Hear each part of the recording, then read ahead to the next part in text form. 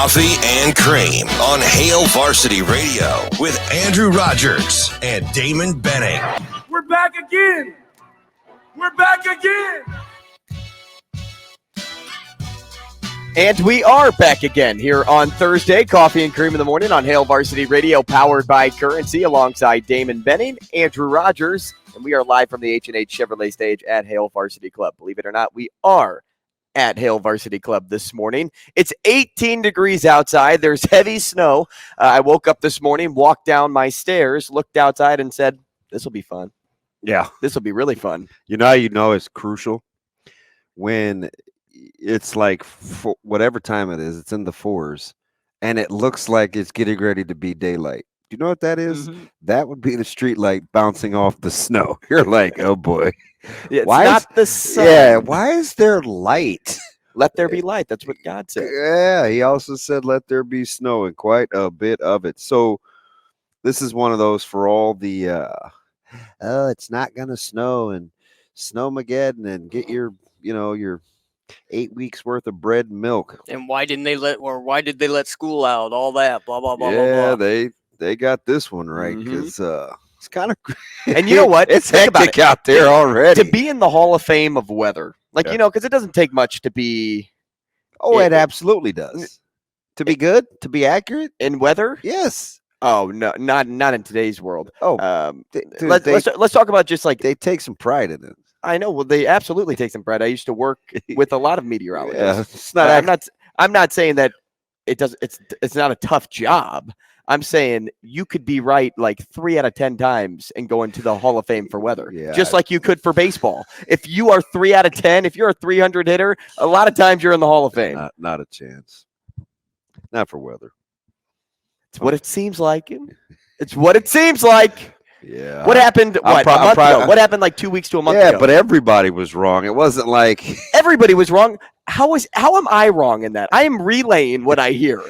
Because 3 out of 10 is low. Like, it's way low. They're way better than that. Okay. They just are. I'm not going to die on the hill, but it's like track right now. They're 1 for 2. There's going to be some times where you're not right, and I think you're going to have to come to grips with that. I know you don't like that, but man, 3 out of 10 nobody's watching that channel. No one's watching. Not a gosh dang soul is watching if you're only right 3 out of 10 times. Like, that's lowball. That is extremely low. Fairly. Let's say 70%. 70%? Bro, they give the weather 31 days out of the month. So let's say if you're wrong 25, if you're right 25 times, you feel like you're wrong a ton, right? I'm not talking about sun. I'm not talking about rain. I'm talking about snow, DB. We're talking about winter storms. The only one that can constantly predict inches is Shane. It doesn't happen. Why is it always got to come back to the small guy? Well, because Shane, all you have to do is be within an inch or two. How high did the snow come up on your legs this morning? But I can't put my arms down. That's totally on me. No. I noticed he did park closer to the curb. It must be because he felt like the snow would give him cushion if he like put it in gear and it rolled forward. The snow's a little soft. He wouldn't be exposed to the Shane, concrete. Tell me this morning. You wake up. What time? What time did you wake up this morning? Guarantee he cussed. I got up at 4 o'clock. 4 o'clock. What time did you hit the road this morning? About 4:15. 4:15. I would have at least lied if I were you, man. How you get out of the house in 15 minutes? Did you brush? You comb your hair? You sleep in your clothes? No. How you get ready in 15 minutes? Nobody can do that. Zoe can't get ready in 15 minutes. Now, she's a little high maintenance, but yeah. Hey, that was this morning. Was it? Oh, yeah. I thought she wet her bed. I mean, yeah, just yelling her brain. Nobody's up. Mom! Well, I'm not yelling for mom in the morning. Hey, listen. It's 5:27. This little girl's losing her gourd. Okay? So I go in there. I'm like, I'm not starting any laundry. This little girl went to the bathroom before she went to bed. She looks dead at me. It's ridiculous. She has this little strobe light with stars. Her hair, she's got a great big full head of hair. She looks like a disgruntled lion. I can see her. She's got her arms over her Looks head. like Zero from Holes. And she said, I think it was a dream. I was like, wow. No, and I'm dead serious because I had just finished. I make those stupid drinks in the morning, and I'm like, stupid drinks for a stupid guy. I'm like, well, I know, Whoa. I know 30%. Okay, let's get that right. And it's weather sucks. And I just wonder, like, if that's how it goes down. Like when I'm not around, do you just like yell your brains out for your mom? I mean, dude, she had like testosterone. It was bassy. The first two were a little subtle, and the dogs were outside jacking around. So I'm like, I closed the screen door, and I'm like, is this little girl yelling? What? Do I hear something? What is it? She didn't go to bed until like 9:40 last night, which is ridiculously late for her. Go to bed. 4 years old, right? Yes. Yeah. Go to bed. Ridiculous. She's an 8:30 girl. But no snow. Wanted to do something fun today. Go to bed. Hey, do you lose your dogs outside? No, but I did have to go out and kind of prompt Biggie to come back in. Oh man, I was like, yeah, I think I'm good. Yeah, your dogs come up maybe to your calves. Oh yeah, maybe. Yeah, and they're kind of bounding. Then all of a sudden, like a rabbit just hopping through. All of a sudden, it was like, I don't feel like really moving. I was like, are you serious? So that's how the morning started. I'm like, I got a false alarm and some high maintenance dogs, but I gave them some leftover. I had some leftover chicken that I had shredded. That's white meat that I just keep because Biggie, my older one, can be a little finicky eating sometimes. So I like sprinkled a little chicken, and he act like he was done with his paralysis because he was traumatized coming in from the snow. So my man didn't want to eat. I was like, wow. I was traumatized after shoveling my driveway this morning. How's your back? Not fun. Not good. It's. I told you. I mean, you don't notice like how much fluff. Is it? It's not like mine. It's not downhill like yours, but it's a little. It's an incline, so that the water can run right off of it. And I was just shoveling it to the side, and I'm going halfway from one side to the other, and it's just like heavier and heavier and heavier, and then you got to scoop it to like get it off the driveway, and I had to do 2 scoops. Like I had to cut it in half and then get the bottom half. Oh, that's funny. Yeah. You're just getting the top off. Are we going to bury the lead and act like Shane just didn't really say that? He by the time he opens his eyes and the time he puts keys in his car, it's only 15 minutes. Hey, how long did it take you to get here, though, in that car? A lot longer than 15 minutes. 119, 120. Yeah, minutes. That sounds probably right. And good on the crews. Like I saw, there's a couple of plows, like the big ones. I don't mean like the ones that the retail people hire for the strip.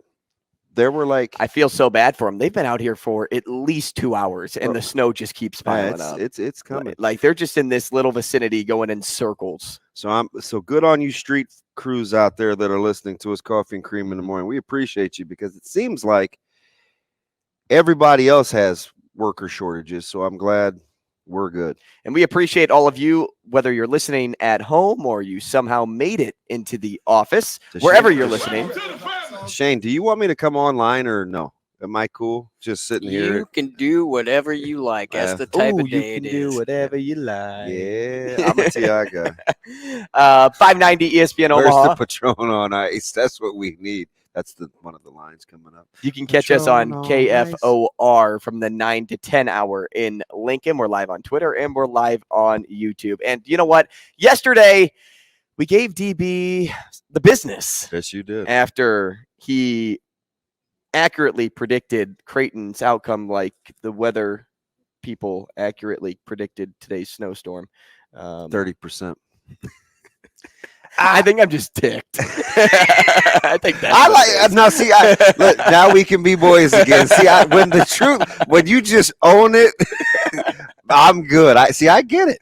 I get it because I sure did say at the dinner table last night, folks are cheering as things are just being announced that there's cancellations. Cancel. And I sat dead in the kitchen and was like, we ain't getting no snow tomorrow.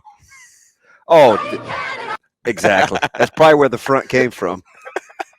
Hey, deadpan, straight face, I said that. There ain't snow tomorrow.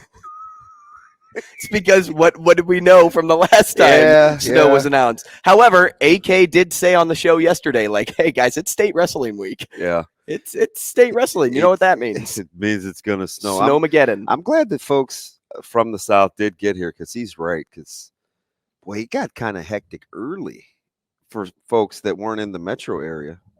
It's like, maybe it is coming. But then it was like 10 o'clock. Mm-hmm. And I don't know what was on. Fresno State, maybe somebody. And I let the dogs out for the last time. And I let them out of the front yard because I felt like it was going to be snowing. I'm a blinds closed. There's no lights on. So I don't know what the weather's doing. Same. I was like, blackout curtains. Do you have blackout curtains? Yes. Same. Yeah, even Zoe does. And she still gets up at 4 a.m. yelling for dad. As you know, she's nuts. That's part of the equation. Said yesterday she wanted to go to school anyway, even if they didn't have school, because Sadie is the only one that knows how to play. And she doesn't want to sit at home without doing anything fun. I'm like, God bless Sadie. Sadie's a little cutie pie.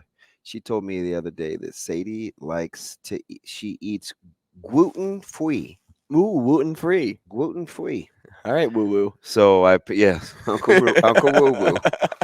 Because, and I figured out because I sit with Sadie's mom sometimes at basketball. Sadie has celiacs. Oh, no. So it's just, that you're bearing the lead. The 4-year-old comes home and tells me about gluten-free. What are we doing? Like, go play. Mix in some hopscotch or something. Right, you know what I mean?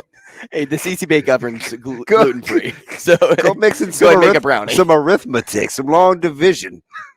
You come home talking about gluten-free. Who's gluten? And what's free? Guy that runs Russia? No, different guy. Putin. Oh, that's Putin. Yeah. No, what I was going to say though is a nice work on the Northwestern call because a couple of weeks ago they're good. Man. You were all in on Northwestern and they took down number 1 Purdue and then they take down Indiana, which did it the hard way. That lead 16, ballooned to like 19 or 18. I thought Kugler was going to be bored out of his mind. And then all of a sudden, I turned back and it's 49-40. Indiana and they're made a going run to at commercial break in Cougs, and we've got a game. I know. We've got ourselves a game. I was like, Northwestern couldn't miss in the early goings. Yeah. But Boo Booey, Adige. Yeah, we're talking about Wooten Free. How about Boo Booey? They have the all name team. Easy. I mean, pretty Easy. much. If we should do that though. Take 5 of the best names just in college basketball and make our teams, and then have people vote on them. The all name team. Yeah, the all name team. Hey, and how about? So, are we back to believing in Tennessee or no? I wouldn't say. We were never in on them being the number 1 team in basketball or number 2 team in basketball, but I'm in on them being a top 15 team. Taking down Alabama. Well, they're top 10 right now. I was gonna say like 6 or 7. Like but because they're gonna be on the 3 line, right? But if they ended up losing a couple of games and were 13th or 14th, I would still say that's Tennessee. But lately, top 10, of course. Tennessee, I mean, you take down Bama, and that Bama team's good. John Vance has been high on Bama. Scrappy. Very scrappy. And also a team that plays with just kind of like no sense of awareness for their body. Like they are all in on diving on the floor, that's playing Oats, aggressive. And that's what makes Bama so dangerous. They had a pull-up 2-pointer, and they were like, a rare 2-point field goal for the Crimson Tide. Are we going to talk about rare 2-point field goals? How about we look at Creighton women's basketball and how much they like to shoot it from beyond the arc? So when's the last time? Maybe never, because we haven't even been together like a year.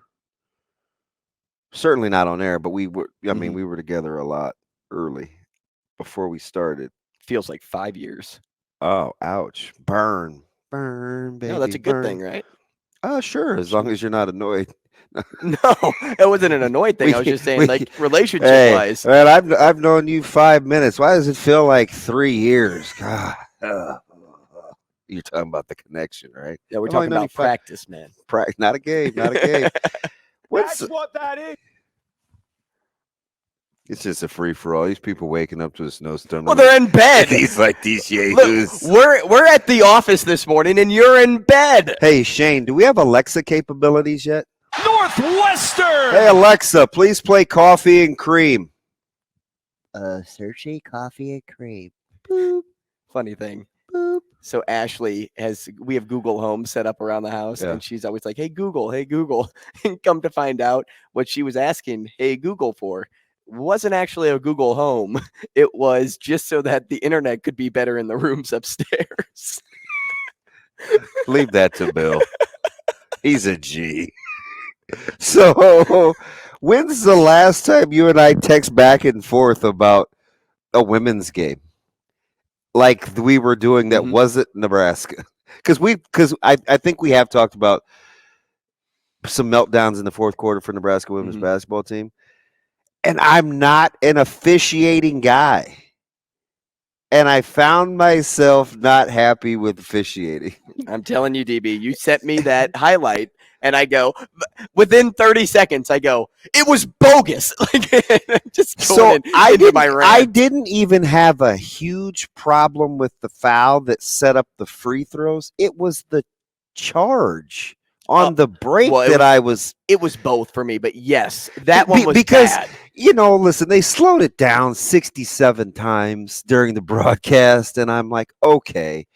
She did like high five her fingertips after she was bailed out on what I almost thought was going to be a travel call. I just can't stand when they bail players out like that. I thought for sure, based on her steps, it was in the making of becoming a travel, and then all of a sudden she just went up with a shot off her wrong believe me, foot. I pulled back 3 times. Yeah. 3 times because I'm like, that doesn't look right. This thing, and I was like, how many? And it was only 2. Like, it was 2. And the ball was out of her hand, and she got the whole, the tips, and I was like, and I know Shane, whatever he said yesterday about the tip, but 15%. Heads or tails? Yeah, dude, it's wild. That was not a good final 2 minutes in stores. It wasn't. Final minute, really, is where you can compile all of that. And, there was what was the violation early when it was still in the 50s? And I was like, here we go. And the crowd was like all in. And Creighton was unflappable. And Flan, Flan rolled his sleeves. I thought he was having a Bill Ranby Channel 7 moment with bad weather because he had the sweet shirt on, and and Flan is pretty chill, and he was gonna lose his everlasting mind. He got hot. They had a chance, and as he should, because like you said, we'll go back to that charge call. If you slow up and still hit the player, it's not a charge. If you run through the player, then okay. It is what it is. But the pass was made. Momentum was being slowed, but you can't just stop on a dime. And they had numbers. And there was 16 seconds? Yeah. That would have been huge. I'll take it. And there were some great finishes. How about Marquette? That was a good one. And you know what? I wanted to call it Sule booms Xavier's chances at beating Marquette. Dude, because, man, was he poor in the final 2 minutes of play. And he's typically saucy. Oh, my gosh. He's kind of tinkling away his Big East Player of the Year chances. Hard to watch. He was hard to watch. He had the big stage against Creighton a couple weeks ago, and that wasn't great. Last night, a lot of panic when he had the ball. And he's smooth as Malanta, too. Right. Like, he's usually pretty chill with the rock, but those double teams, you would have thought somebody was a football linebacker was running at him because he just got just throwing the ball away. Terry Tate. Oh my goodness. Somebody at the Chiefs parade. Yeah. Oh, dude, so I'm still that's looking. a whole nother story. I'm looking at this weather, Drew. Now, what are our wrestling? So are they just going to post up at the CHI? I don't know. Should we talk to Brett? He's on line 1 here to talk about state wrestling. Well, let's talk. Okay, we could talk to Brett. I just trying to get a weather forecast. Maybe Brett knows something. Brett, good morning. What's up? Hey, good morning, Damon. I'm finally calling in with a ref story. So, little backstory, Andrew. I called in and Damon, I thought, was going to die laughing. Gary didn't believe me because of the wonderful, crazy people out here in western Nebraska. But you guys have been talking about officiating and the craziness that thereof. And I actually ref basketball, and it's gotten bad enough. So, football, kind of a backstory on this. We had moms standing in the end zone swearing at 12-year-olds. We had coaches trying to fight during the middle of a 5th, 6th grade football game. And we had kids cleating each other because I guess that's what you do in western Nebraska when you're not. What's in the water out there in North Platte, Brett? No idea. And Andrew, I'm kind of just say this sarcastically, but I'm also the guy that decided to, give Damon a North Platte football hat the same day we decided to beat him. I'm just waiting for him to wear it. That's sweet. For him to wear it. He knows I'm a hat. If you get me one, I'll wear it on the show every day for you. But it is legit. Got the mesh back with the cool blue front. It's pretty sweet. Yeah. Your tailgate was legit too, Brett. He brought me some barbecue. Like those ribs? Oh yeah. Yeah. So it's funny. So I'm reffing a basketball game, and I try to look halfway decent, and I wear a long sleeve shirt to cover up my tattoos just because I at least want people to think I'm halfway respectful. And we're reffing this game, and this lady is like yelling at me. And I'm like, what in the heck is going on here? And about halfway through the first quarter, she's like, hey, open your eyes. And I almost get kicked out from officiating because I turned to her and I said, I'm kind of Asian. I'm doing the best I can. I'm sorry. Come to find out, she follows me into halftime. Oh, and she's an element to just chew me out. No kids in the game. Yes. But not only no kids in the game, she's an elementary school principal. That's great. She's an elementary school principal in the front row yelling at me, telling me to open my eyes more. Brett, and I'm like, well. I ref Brett. Basketball too. Did she mean something by that? Do you think was there a deeper meaning? Oh, dude, you've seen me. You can tell I'm I was born in Korea. You can tell I'm Asian, That's I was gonna let you say that. I was gonna put you on blast. Oh yeah, but my question for the day, though, in all seriousness, just to share that as a funny thing on a cruddy Thursday morning, is I want to know why the state doesn't get more run with more publicity on your guys' show or other shows in wrestling. Yep, we're on. Because it. when you look at wrestling as a state, there's I bet you if you look, your wrestling guy Eric would even probably validate this.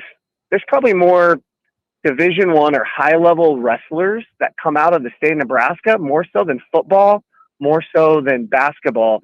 You got Miles Anderson and Joel Adams from Millard South. We got a kid here that's 43-1. There's a kid in Sutherland that's a junior that just broke the Class C record. And stay tuned, Brett, because we'll be not the only show, but one of the few. Had Mark Manning. Mm-hmm. We had Higdon on from the NSAA, and today in our last hour we'll talk to Cody Mainquist from our Nebraska Wrestling. We'll get you covered here, Brett. Appreciate the call. Yeah, have a good one, guys. Thanks, buddy. Hey, when we come back, we will give you the poll question and set the lineup. That's next. Hey, welcome back to the show, 888-638-4876. If you'd like to get involved, we just talked to Brett, but we want to hear from you too. If you have a story to share or if you have any questions you'd like to ask, 888-638-4876. Brett's a very humble winner because there's always a backstory, right, as you're figuring out with all these callers, right? So Brett and I met on air in my former life. We follow, we going back and forth on Twitter. And he was telling these funny stories about his parents. Shane, your doppelganger is out there snowblowing. Right? That is totally Shane. Please look this way. Bless his heart. I think he's in jeans too. That's not me. Shane. Well, you probably couldn't push that blower, but just when he walked the other direction. Oh yeah. No, my doppelganger's in Miami.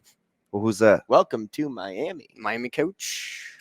Oh yeah, he does look. Jim? No, NFL. He does look like Mike McDaniel. Yeah, you kind of do. He does a little bit with his hat on. So, he was telling us kind of these crazy officiating stories, and something was always happening out there. A couple brawls. And then he's like, hey, my son's a big fan, big Nebraska. His son's a really good football player. And so we get off. So I drove separate to North Platte. I always take a couple of coaches. I take my OC and my offensive line coach. We drive separate. And we get out, and so I meet him. He gives me this great hat. And his son's a little stud. And he brings me some barbecue because they have the tailgate. And they proceed to whip our butts, right? Afterwards, all these kids want to take pictures and stuff. It's a Nebraska thing, and I'm like, oh man, we just took it on the chin. We got it ran down our throat. Hey, but you do it for the kids. Oh God, it was so tough, right? So my back is hurting to the field, and I'm talking to their athletic director and principal, and I was like, hey, this is a fantastic setup. Love the fan support. You guys do it right. This was a really tough team. And because physically we got whipped pretty good. My man at the very end, he's like, hey, can we get some pictures? And I was like, sure. You gave me good barbecue, but we just got our ass kicked. Every photo looks like a mugshot. It's like, hey, why are you not showing any teeth? Tilford just ran for about 200 yards. That is look, he's taking a picture of Shane Stoppelganger down there. Dude. So, but I'm telling you, the officiating thing. That's not me. Is real. The officiating thing is real. Oh, I know. I was about to tell him I'm a basketball official too. So, but you didn't have any episodes, did you? Crazy stories like that? It was pretty chill. Oh, no, not the a couple weeks ago. No, well, I told you one where I was calling. I don't like handsy fouls. I don't like everybody. Yeah, you're business. Talking to the kids as you're like, hey, hands. Hey, 3 seconds. I know. I talk to the kids down. and then I'll call it, right? But if you're getting all up in their grill, hey, you got to play good defense. Yeah. Stay low, play good defense, stop reaching. Because more times than not, even if you touch the basketball, you're getting some body contact too. So I called 2 straight fouls and the coach is like, coach goes, man, if you keep calling all these fouls, I'm not going to have any players left.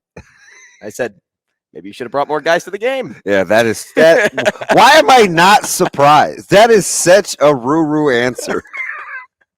That's the kind of stuff you say. Well, I'm like, I'll give it right back. So I've seen 2 high school games, and we played in both of them. We played at Papio South on a Saturday. Coincidentally, it snowed a little bit. 48 total fouls called. 48 fouls in a high school game.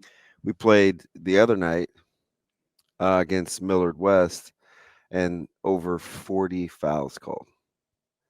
And I guess maybe we should stop fouling or Millard West or Papio South. Mm-hmm. And I'm like, fudge, is it a West Side thing? 40. So, in 2 games, you have almost 90 fouls. Were you okay with the foul calls? Or were you like, no, not particularly, but I didn't get into, there were 14 team fouls with 3:44 to go in the second quarter. So I knew it was going to be a long. Oh, okay. Yeah. I knew we were on pace for a high number. I looked at one of our coaches next to us and I go, boy, that is 3:44 to go, and we're going to be in the double bonus. We're going to be here a while. So it's 7:15 game. You're done at 8:50, but it is what I do think. Kind of like last night, which was what made me mad about the Craig UConn game, is all I could think about is 2 things. Number one, test the waters early and see what the vibe is. Because I think you can kind of get a vibe on how games are going to be officiated by how it's called early. Which brings me to point number 2. Why do I hate when people say at blank juncture in the game, you cannot call blank? I'm like, I still am mortified that Greg Olson said that. during the broadcast because I do like him, so I protect him. It's like, unicorns and every other. He was on the point species. where he could say whatever he wanted because he just went from 10 mil to 3 mil. He's just salty now. He's like, I'm going to say whatever I want. So it's like, yeah, you can't do that because when you do stuff like that, that's the stuff that not only drives fans crazy, but it sets officials up for failure because that's not how they think. Mm-hmm. And I'm sure most of those guys and gals don't want decisions being made on their whistle in whatever crux of the game, but they're not going to not call it because of where it is in the game. You just don't want to put that kind of pressure on people. Like just that's why you play the game, right? Just if it's a foul, if it's a foul. If it's not, it's not. And the juncture when you start getting into that talk, you further fuel fans to be upset when things don't go their way. Yeah, the only thing that you can dive into with fouls was it a hard foul or was it a soft foul? You can talk about it, but what did I say in both of those words or both of those statements right there? Foul. I said foul. Yeah. No matter what, it's a foul. Whether the ref thinks whether you think it's a soft foul or a hard foul, the ref called it a foul. Foul. And listen, I mean, I'm desensitized, because I know who my kid is and I know how he plays. So, and he's been like that his whole life. So I give a little bit more grace to officiating just because I know he makes some plays defensively you're probably not used to seeing, but he does defend a certain way. And he's got to understand that going in. You watched it on Maniquit from Real Salt Lake. Guy's got high major offers, but that's how he defends. So, and plus, I'm stuck between a rock and a hard spot because a lot of these guys we're probably not hanging out going to get lunch. Although a couple of guys, like one of my buddies, like, shoot, I took down a Lincoln to a practice. Now he officiates, so he could get to practice on his own. But so I feel like I don't want to not defend my guys, but sometimes it's just bad. But either way, it doesn't keep me up at night. Right. You know what I mean? Like, I'm good either way. Like, we'll figure it out. It's fine. We'll talk to Brandon Vogel at 7:45. He's coming up next in our first hour here on Coffee and Cream. We'll get into some Nebraska football talk, whether that is in regards to the Matt Rule method that was broken down in detail by Evan Bland yesterday from the Omaha World Herald, cutting down on walk-ons. And, we kind of talked about it a little bit too, how the transfer portal can affect the 2024 recruiting class. We'll talk Sports Six Pack at 8:30. That is presented by Zipline Brewing. Brian Edwards and Michael Bruntz back-to-back at 8:45 and 9 o'clock. And then at 9:30, we haven't gotten into this as much, and DB even made comment about it this morning. We're going to talk about the movement in the NFL. Yeah, and wow. The coaching changes and the lack thereof and the free agents that are alive, maybe even a little mock draft. There's so much still to talk about in the NFL, even though it's not in season. I almost guarantee you we're not going to agree. Because there's some things that are really under my skin that I'm over. I'm just over it, Ruru. And then we'll talk to Cody Mainquist. Coffee and cream, coffee and cream, Nebraska coffee and cream. Wrestle. Coffee and cream. Coffee and E-Wrestle, I should say. At 9:45. Hey, our poll question of the day. Are you in favor of or against betting on Husker home football games and other in-state? Why are you dragging my guy into this? By Nebraska college and university teams when it becomes available in-state. We'll talk about that maybe a little bit with Brandon Vogel or right at the top of the 8 o'clock hour. But you can vote at Varsity Radio. Brandon Vogel up next. Oh, DB, you're going to have some fun with this. We just got a message in on Twitter. Are you replying to it? Which one? From Travis? From Travis. Did you see it? Yeah. Travis, I like so here's the thing about Travis he doesn't always agree, but he does things. So I'm cool. Just no, but I just know that you're going to like what he said. He said if it's called a foul early in games, you call it late in games. Also, if you're not calling that foul early, don't call it late. Be consistent. So that's the ultimate, like, Logic. let me put a bow on this bad boy. Fans will tell you, even though they get upset real time, and you'll try to talk them, walk them, debate them off the ledge, give analogies, examples. At the very end, when they land the plane, do you know what it is? Just be consistent. So if that's what we're saying, which my man T-Rav is, Trouble T-Rav, a.k.a. Travis, why don't we just start with that like he did? Like, instead of saying you can't call that penalty on Bradbury at that stage of the game, simply ask yourself, is that a penalty? It should quell the discussion. Mm-hmm. It really should. Because then I don't have to like chew up guys and spit them out when, well, you didn't call this during the, you didn't. So what the response to that would be, well, it wasn't called. Like, what do you respond to that? What infuriated me about the Bengals-Chiefs game? Well, number one, if you're arguing whether calls were made after Mahomes got hit out of bounds that weren't called, that is something completely different. That's consistency. That you're talking about consistency. You're not saying that Mahomes' play out of bounds was not a penalty, because it clearly was. So when you can see things like that and you know it's a penalty, don't be one of those people that worries about when it happens in a game. Mm-hmm.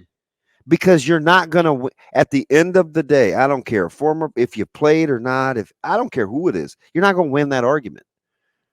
Right? Because then you get into, well, you called a holding here, you didn't call it here. Do you want holding called on every play? Well, they call holding on every play. Oh my gosh, Mixon ran out of bounds and they didn't call a late hit. And all I could think of in my head was, where were you guys during the Miami-Buffalo game when a quarterback gets hit going out of bounds and on the broadcast they say he gave himself up, we get no call? Like, Cincinnati is more than for real. Don't go into that back and forth. Look at what you see and then see if that's a penalty or not. You're never gonna land at a consensus if you're worried about what they called when and when they didn't call it. Just simply say what Travis said. We want consistency. Because if you say it at the end after you've been worn down on a Twitter argument or social media or with your buddies at the bar or your girlfriends at the ice house, like, it weakens the argument. It's like the guy that moves the goalposts. Right. If you want consistency, say I want consistency. Don't say that wasn't defensive holding on Bradbury. Because it was. And there are a lot better angles out there and I can't believe they fell victim to it. They show you the still from behind of a guy with his hand on his back, so you think it's innocuous. Right. It's weird, but guess what? That's not the same vantage point that the officials have. Yeah, consistency is huge. I mean, it goes back to what I was saying. Just say that, and I'm cool with it. It was what I said in my last point. Like, I called in basketball, if you're up on somebody and you're reaching and you're creating contact way away from the hoop, I call it every time, and I do that from the start of the game. By the third quarter, you can see that they're now starting to play the style of basketball that I officiate. Yeah. And it's not like I'm trying to be, egotistical by saying something like, oh, yeah, like I'm the guy. I'm the man. You're high tower. Yeah, I'm not trying to be arrogant by saying anything, but, it all comes back to consistency. Aside from that, I did mention our poll question today. Oh, wait. Brandon Vogel time. Brandon Vogel's been just waiting for us. Why didn't we? Oh, that is so sad. That is on me, B-Vogues. I apologize for that, man. Shane, voice. What do we have a producer for? I always forget through StreamYard to check, and I even teased you up. What do we have a producer for? A whole new thing. I think it's the snow, man. I'm so sorry. Shane, are you still mad that you're out here snow blowing at the same time you got to do the show? No, I'm always happy when Brandon's here. Well, then say, hey, we got Brandon. I did that. You guys weren't listening. He's such a Tim I Johnson. don't think he said anything. B-Folks, we apologize. Yeah, my bad, man. No worries. But hey, I knew you guys were in for it. So the snow reasoning makes sense to me because when they come into the local Tennessee news, be like, "Man, Nebraska's really getting it today." I knew it was serious. You knew it was bad. This could be record breaking. No, I don't even know. I just said that. What month are we in? No, I don't think we'll break a don't think record so? today. There's probably been some snows in February that have been pretty I don't know. significant. Hey, Vogel, let's take advantage of you while we can because, We wasted 4 minutes. Yeah, I lackadaisically kept moving through We talking points. We. I guess we. But, let's start with this because we saw some movement on the Nebraska roster yesterday. Anthony leaving, Brown leaving. Brown being kind of more of the surprise, I would say, just because Anthony was that 6-year. But do you think the deep wide receiving room had anything to do with the news we saw from Alante yesterday? Yeah, I don't honestly know what to make of that one yet. It's one that surprised me some too. Clearly when Mickey Joseph showed up, Alante was somebody who really resonated with what he was looking for from that group and was a guy who'd kind of steadily made gains. I would describe his kind of career to this point as patient, for lack of a better term. And I don't think, without knowing, what all is going into his decision to be away from the team at the moment, I don't want to imply it's impatient now, but that's why it surprised me.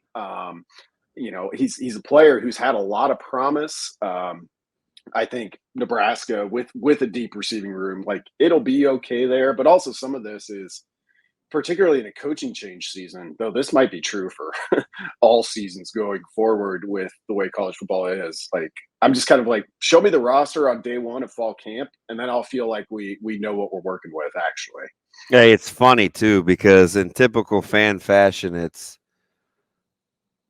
we try to reconcile it, and so often I want to say, gosh, two things can be true at once. First, we were, because on Twitter, first we were whining about scholarship numbers, then a guy leaves, and we're like, oh my God, we're freaking out. And I'm like, the truth's probably somewhere in the middle.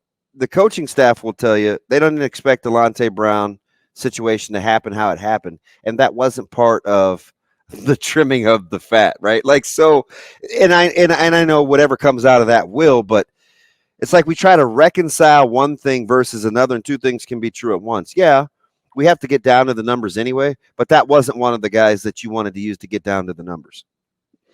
Yeah, wasn't one that I would have, I don't have an actual list, but somebody I would have on the list of like, yeah, I could see this. Hunter Anthony was somebody who just kind of made more sense, right? Given his situation. So yeah, I mean, it's by the time we get to Memorial Day, you'll be past that second transfer window. Like, I think Nebraska's roster is going to look kind of significantly different.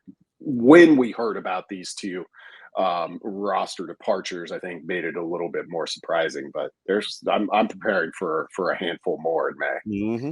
Vogues, if you had a guess, and we went through this yesterday, who would you say in the 2023 recruiting class, transfer or high school, could or will be Matt Rule's next big find, so to speak, like the next Hassan Reddick, somebody that comes from either the walk-on or, maybe a little undervalued. Off the grid. Who's going to be his next big find? Oh, let me see here. Think about this for a moment. Yeah, DB said Vincent Carroll Jackson, and I said MJ Sherman, if that gives you any sort of basis to go off of. Yeah, those Carroll Jackson, I think would be in that group for me.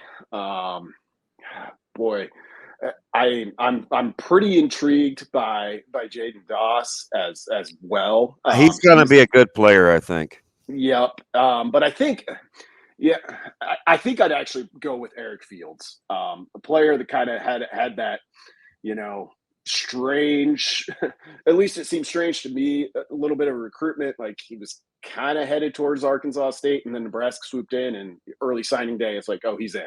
kind of towards the end of the day. But Matt Rule was a guy Matt Rule singled out on that initial signing day press conference in December. So I'm and watching his huddle highlights, I kind of see it.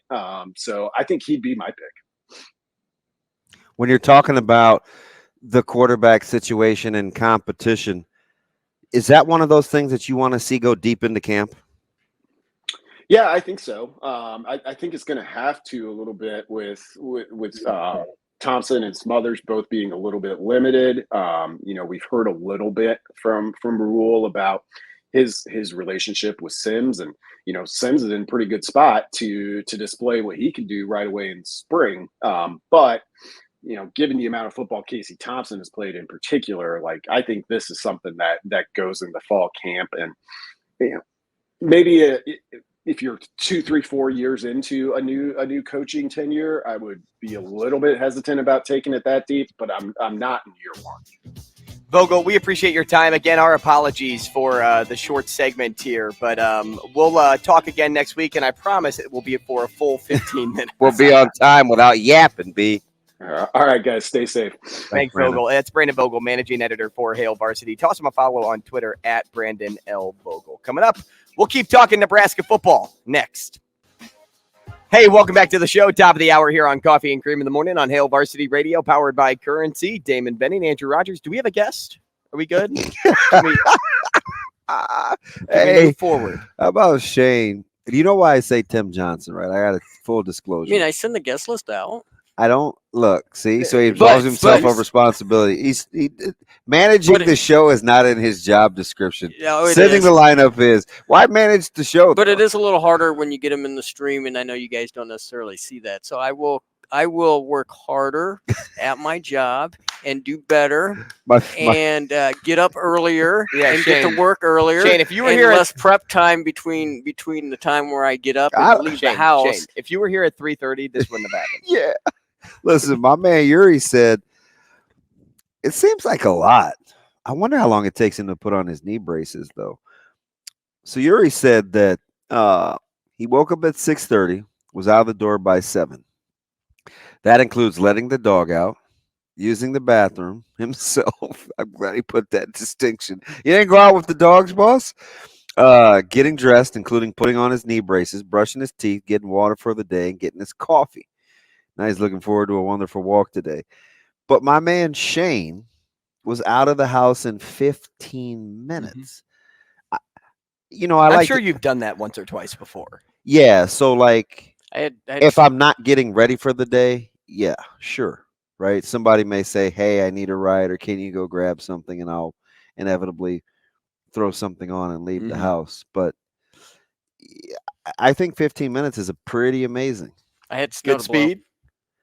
Like I'm kind of. I think that's. I don't think that's that impressive. 15 minutes. No, I'm not sending bouquets of congratulatory good job. I'm wondering if your hygiene is as suspect as you're leading me to believe. Got it, right? Got it. Okay. How do you get everything done in 15 minutes? In all honesty, 15 minutes is pretty impressive because it usually takes me quite a bit just to get up and start moving and to get up to normal. Right? It does. I mean, I have to get up early and I have to. So here's the deal. Vape, and I have to do this. I have to vape. That was number one. Hey, that's number one, man. Let's get the important things out of the way. I had to vape. I got to have some Mountain Dew in me. That early? Mountain Dew? So you don't. I go right to the fridge. Because we're totally bare. Shane doesn't move fast at all. In the morning, everything is chill. In the morning, yes. He plans. He knows the times. Hey, at such and such a time, I'm going to do this. This is when I need my vape break. This is when I need to collect my thoughts. I just don't see you being rushed, right? You're not a guy that I'm a fan of it. Yeah, Shane, you could never commit a crime. I could. When he gets up and he takes a peek, because, the first thing. Do you imagine Shane robbing a bank and he's like, hold on, let me vape first? The first thing that Bill Ranby Schillerberg is going to do is check the forecast, because on Monday he said, we're going to get 6 to 10, right? And I had some snide joke, but after I said it, and I was like, why are you worried about what's happening on Thursday?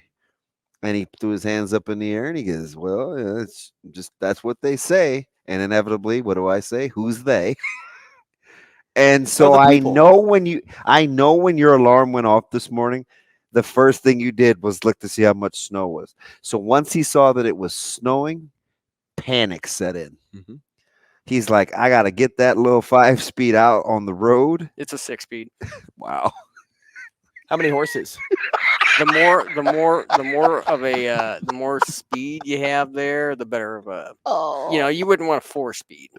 Oh.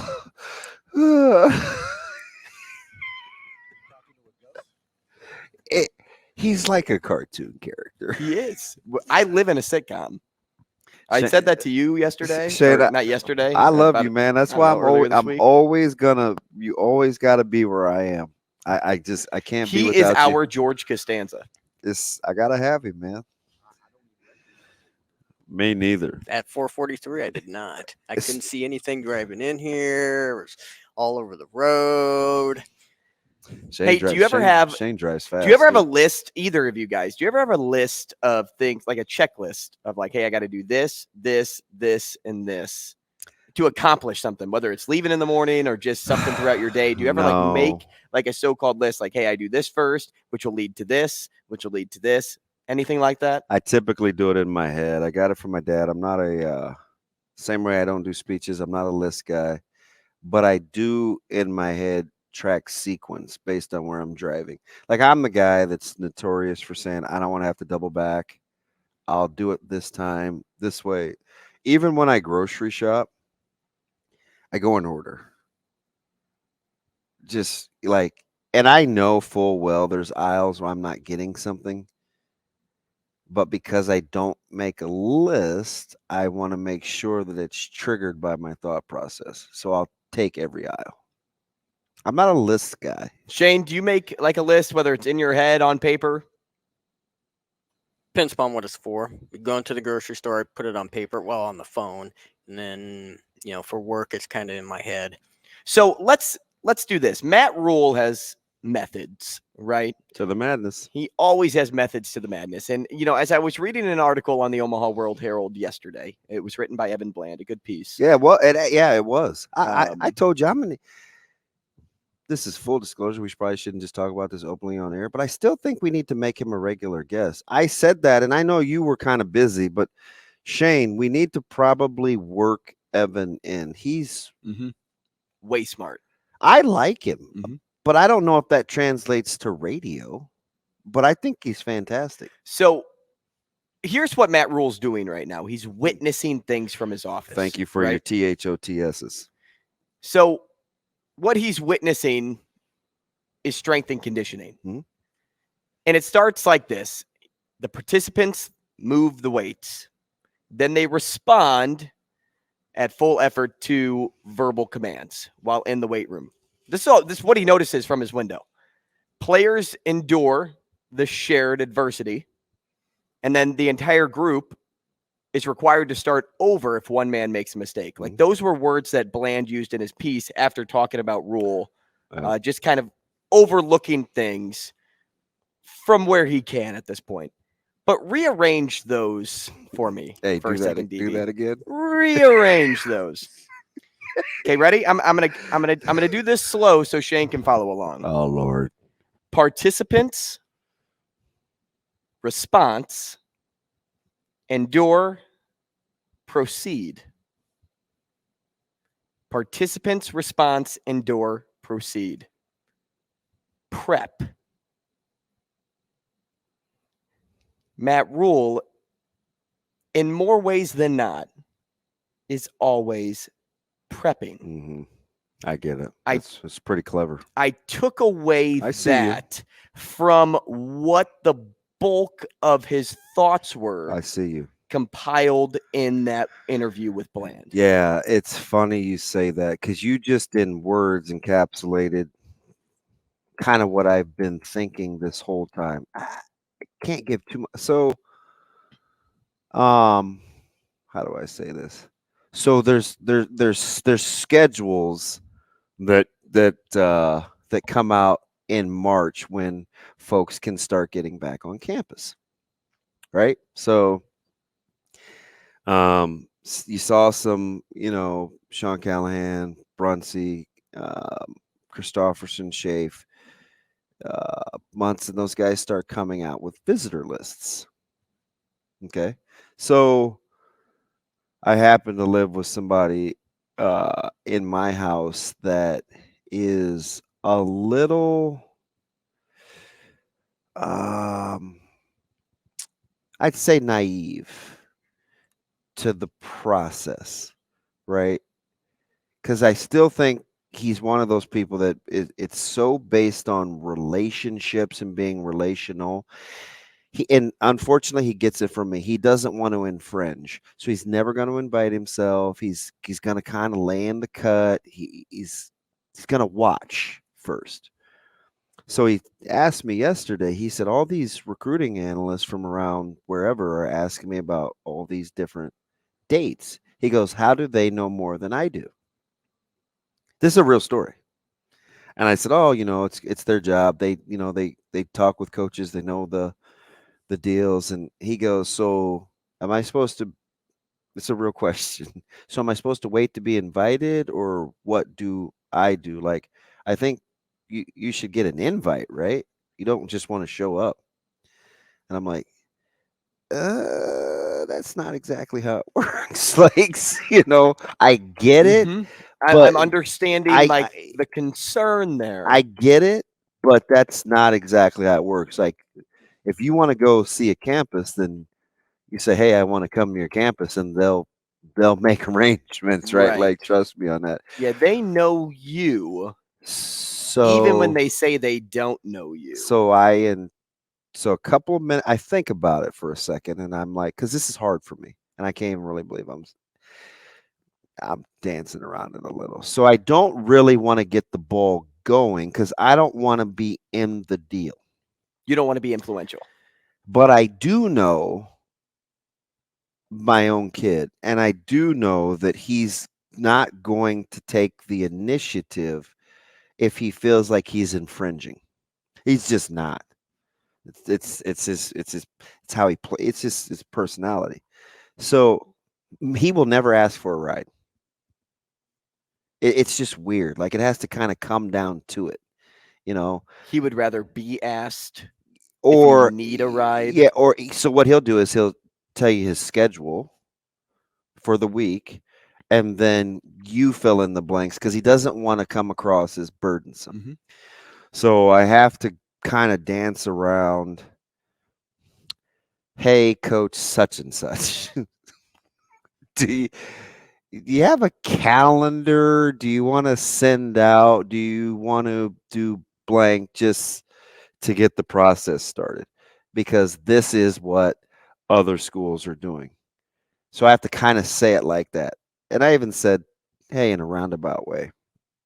And I say all that to say, when you talk about the prep, the PREP that you just went through, the response that I got embodied that to a T. We these days, all the days, as much as you can. Mm-hmm. This is what we do. This is what and I'm just like, so when you said that, I'm like, it's pretty astute because that's exactly who I think he is. And I go all the way back when you say prep to my man when he said, I don't like to leave much to chance. And when T-Mac said he's just implementing his system, he's done it before. He has done it. And there's something to be said for been there, done that. He's done it before. Even when he's assessing talent, he has comps and visuals that he can compare it to, which is what we were joking about in week 2 of him even being here, how he was already comping all those guys at the junior days because he has film in his head. He has tape in his head because he's done it before. And he's always watching tape too. He's doing that right now. I mean, the Blaze Gunnarsson, AJ Rollins thing.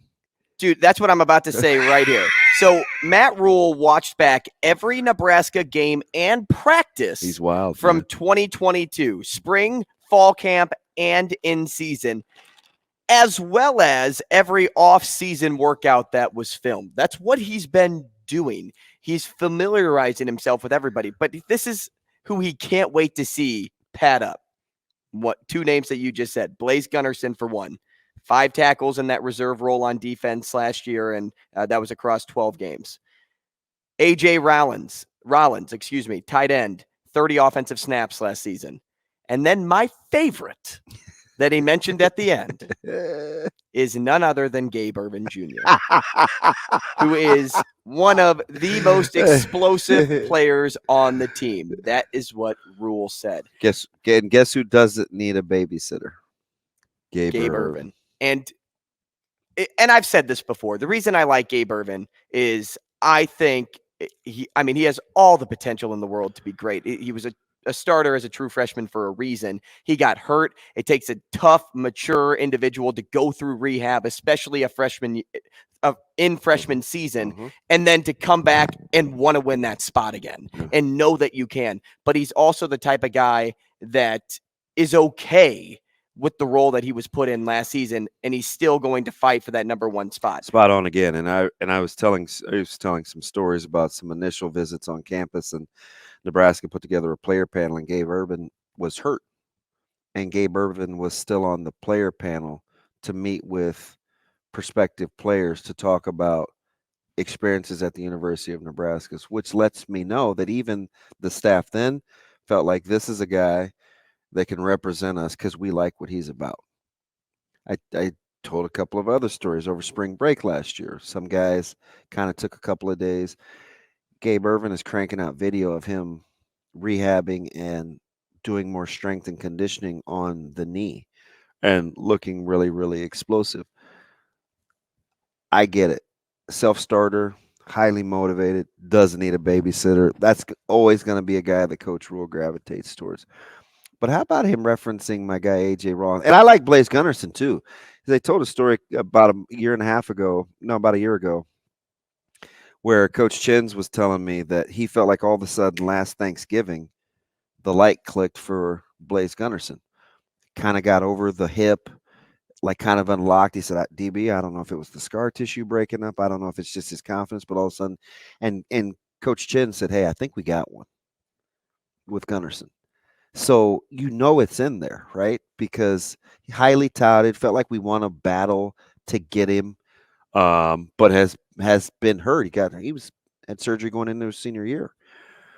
So we're just kind of taking time. So that's good. But my guy, A.J. Rollins, who I said, this was probably about a month ago. I was like, you're kind of frumping around about this tight end room. This is before Gilbert and Smith Flores. I'm like, they got some guys. Like, I like Borkacher. I think he's going to get better. You've been high on Nate. And I like A.J. Rollins. I like Hickman. And you like Fedoni, too. I do, because he competes.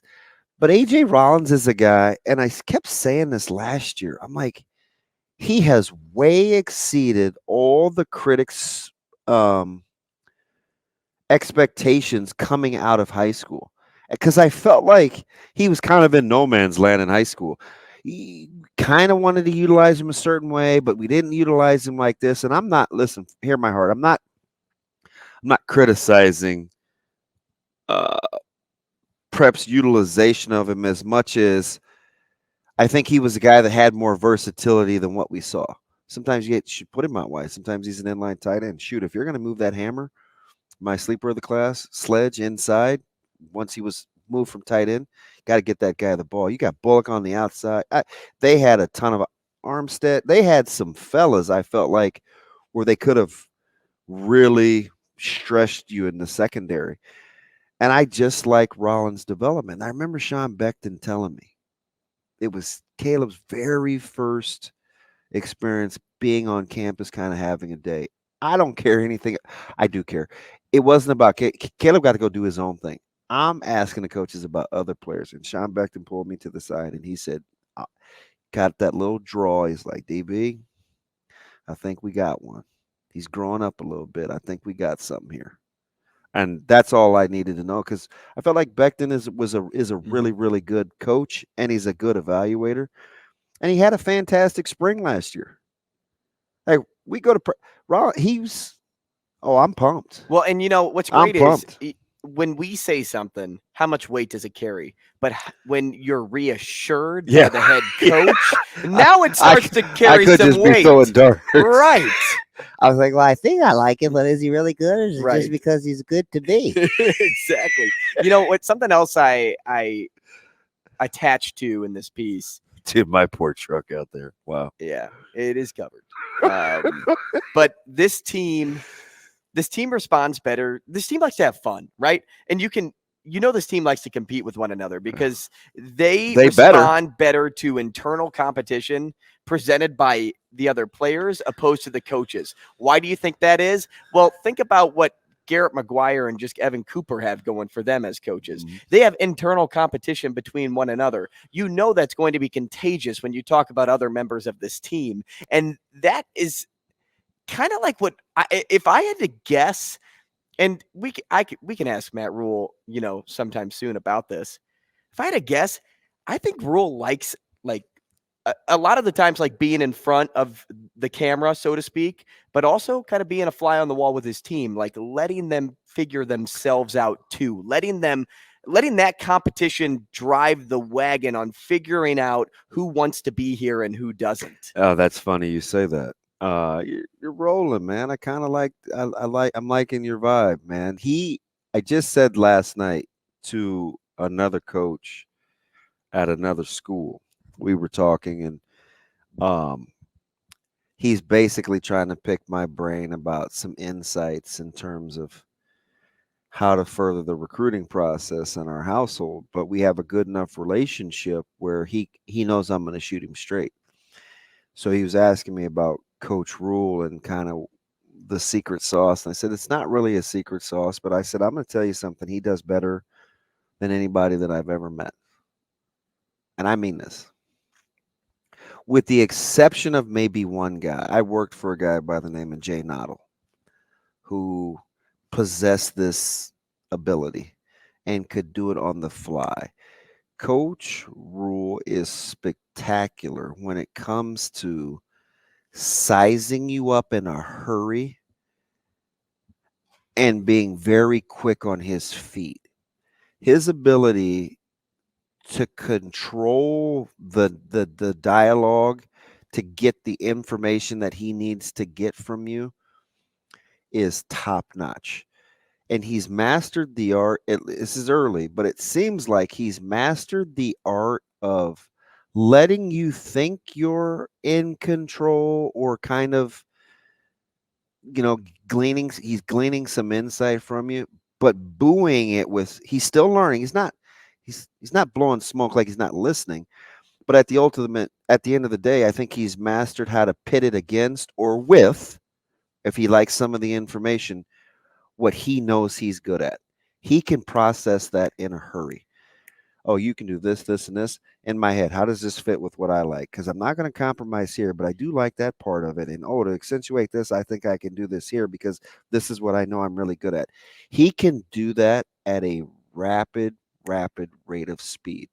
So he can be very engaging and listen and insightful, all the while storing in the back of the Rolodex, knowing exactly what he's going to do. He's an amazingly quick processor because I think his discernment is good. That's how, and by discernment, I mean, he's just got it's just a gift. Mm-hmm. Like discernment is a great gift because I think he can process and it helps him filter rapidly, but he knows and can tell whether he thinks a kid's got a chance or whether he should take a chance based on his initial discernment. He's, at least early on, I'm telling you, he's impeccable with that. And that natural attrition of weaning down the roster will come. Oh, I know everybody out there is like, oh my gosh, there's so many players on this team. How are they going to get there? With everything that we just laid out in this segment right here, from start to finish, the story figures itself out, and the end of the story the beginning and the end of the story starts with Matt Rule. Hey, and some guys, you give them enough rope, they'll do their own work. They'll weed themselves out. Nebraska basketball, MLB rule changes, a little NFL. maybe a would you rather question. How about a story? All that coming your way in the Sports Six Pack. Your questions, we have them. It's presented by Zipline Brewing. Stick around. You'll hear Shane's voice again. We all know you love hearing Shane. Sports Six Pack. No. Hey, it's Sports Six Pack he time. He is a national treasure, though. He is. Are you watching his little outdoors with Marshawn Lynch? No, but I guess I should be. Go watch the last little snippet online. He's one of my favorite people. What's his Skittle intake like nowadays? I don't know. But he's like one of my favorite people. It's the Sports Six Saturday's Pack. the 18th. Presented by Zipline Brewing. Thankful to have those of you on TikTok joining us now for this segment. We're also on 590 ESPN Omaha. We are on K4 in about 30 minutes. KFOR. I say K4. I don't think I should. I think it's just KFOR up in Lincoln. And how does that work? Live on YouTube, live on Twitter. In regards to is that you shouldn't say that? I don't know. It's not my jam. I'm just taking a guess. Way I was told to say grade. KFOR and not K4, so I'm assuming that's why. Oh, because I think you could get confused with the letters versus the numbers. Correct. Shane, kick us off. Question number 1. Will Nebraska basketball win 2 or more games by the end of the regular season? Regular. Regular. What? Regular. Regulars mount up. I think they have at least one more in them. It's not the question, Drew Down.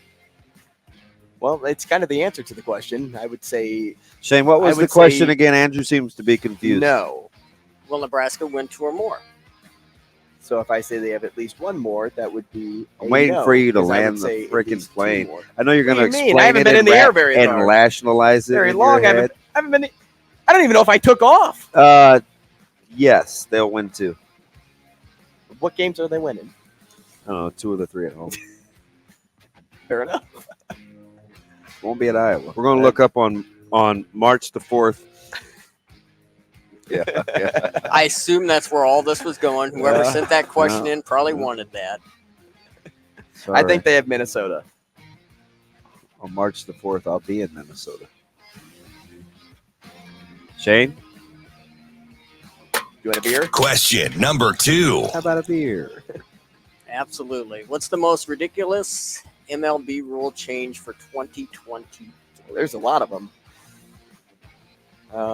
I hate the shift change. Like that, I despise that. And, I despise the shift change because these are the best hitters in baseball. I know they're facing off against 90-plus mile-an-hour pitches most of the time and some of the nastiest curveballs that you'll ever see.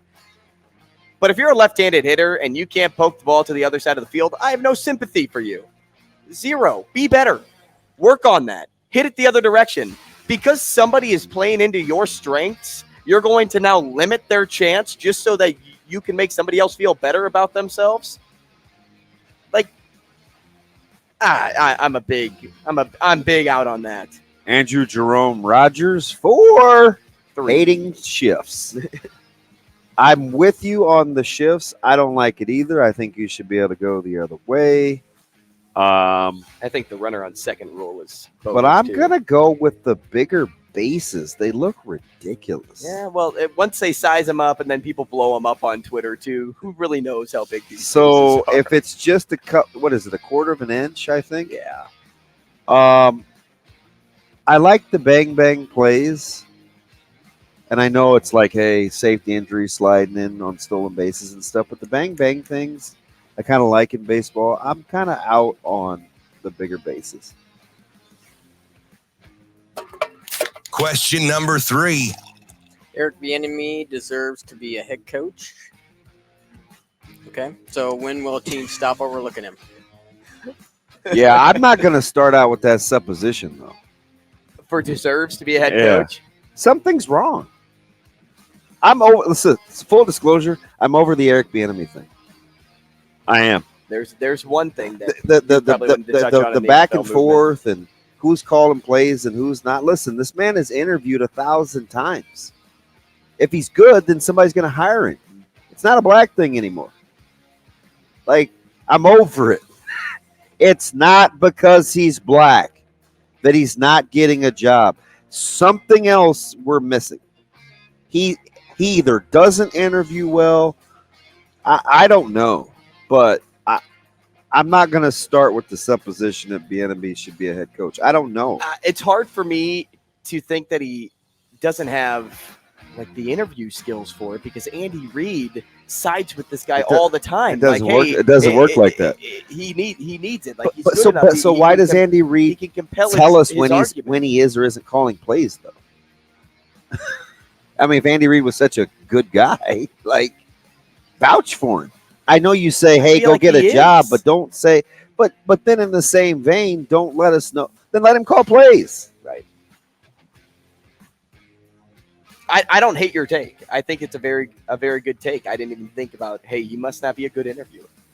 Yeah, we're definitely missing, what are we missing? Something. I mean, time will tell, right? Yeah. But I also think his time will come. I do think at some maybe point, the Commanders will say, "Come on down." Well, to be OC. Like, do you really want to move from the Chiefs OC to the Commanders? If you want to prove your worth, sometimes you got to do the darn thing. Maybe. If he continues to want to be comfortable, then that lets me know too. I mean, a lot of times, though, you think about what, like under Bill Belichick. You had a fantastic philosophy off air the other day about when to move, when not to move. When there was a potential to move to a general manager, right? And you said, "I'm a big believer in making sure that if you're going to move, that the elevation has to be, the juice has to be worth the squeeze." Right? I can't remember how you worded it, but I think it was something Barry taught you. Yeah, similar like that. Because I said, if you get too comfortable, get uncomfortable. But yeah, you have to be willing to. It's got to benefit you. That's the thing. So if it's going to benefit him and he wants a job, then move. Yeah. As my dad would say, the only thing that grows under still number is 4. dead grass. That's a great one too. Sorry, I was ready to have a beer there after all that. After all your snow blowing. After all the snow blowing, that's hard work. In the preseason SP Plus rankings, Nebraska was given a 0.02% chance of going 12. Yeah, they were next season. Hell yeah!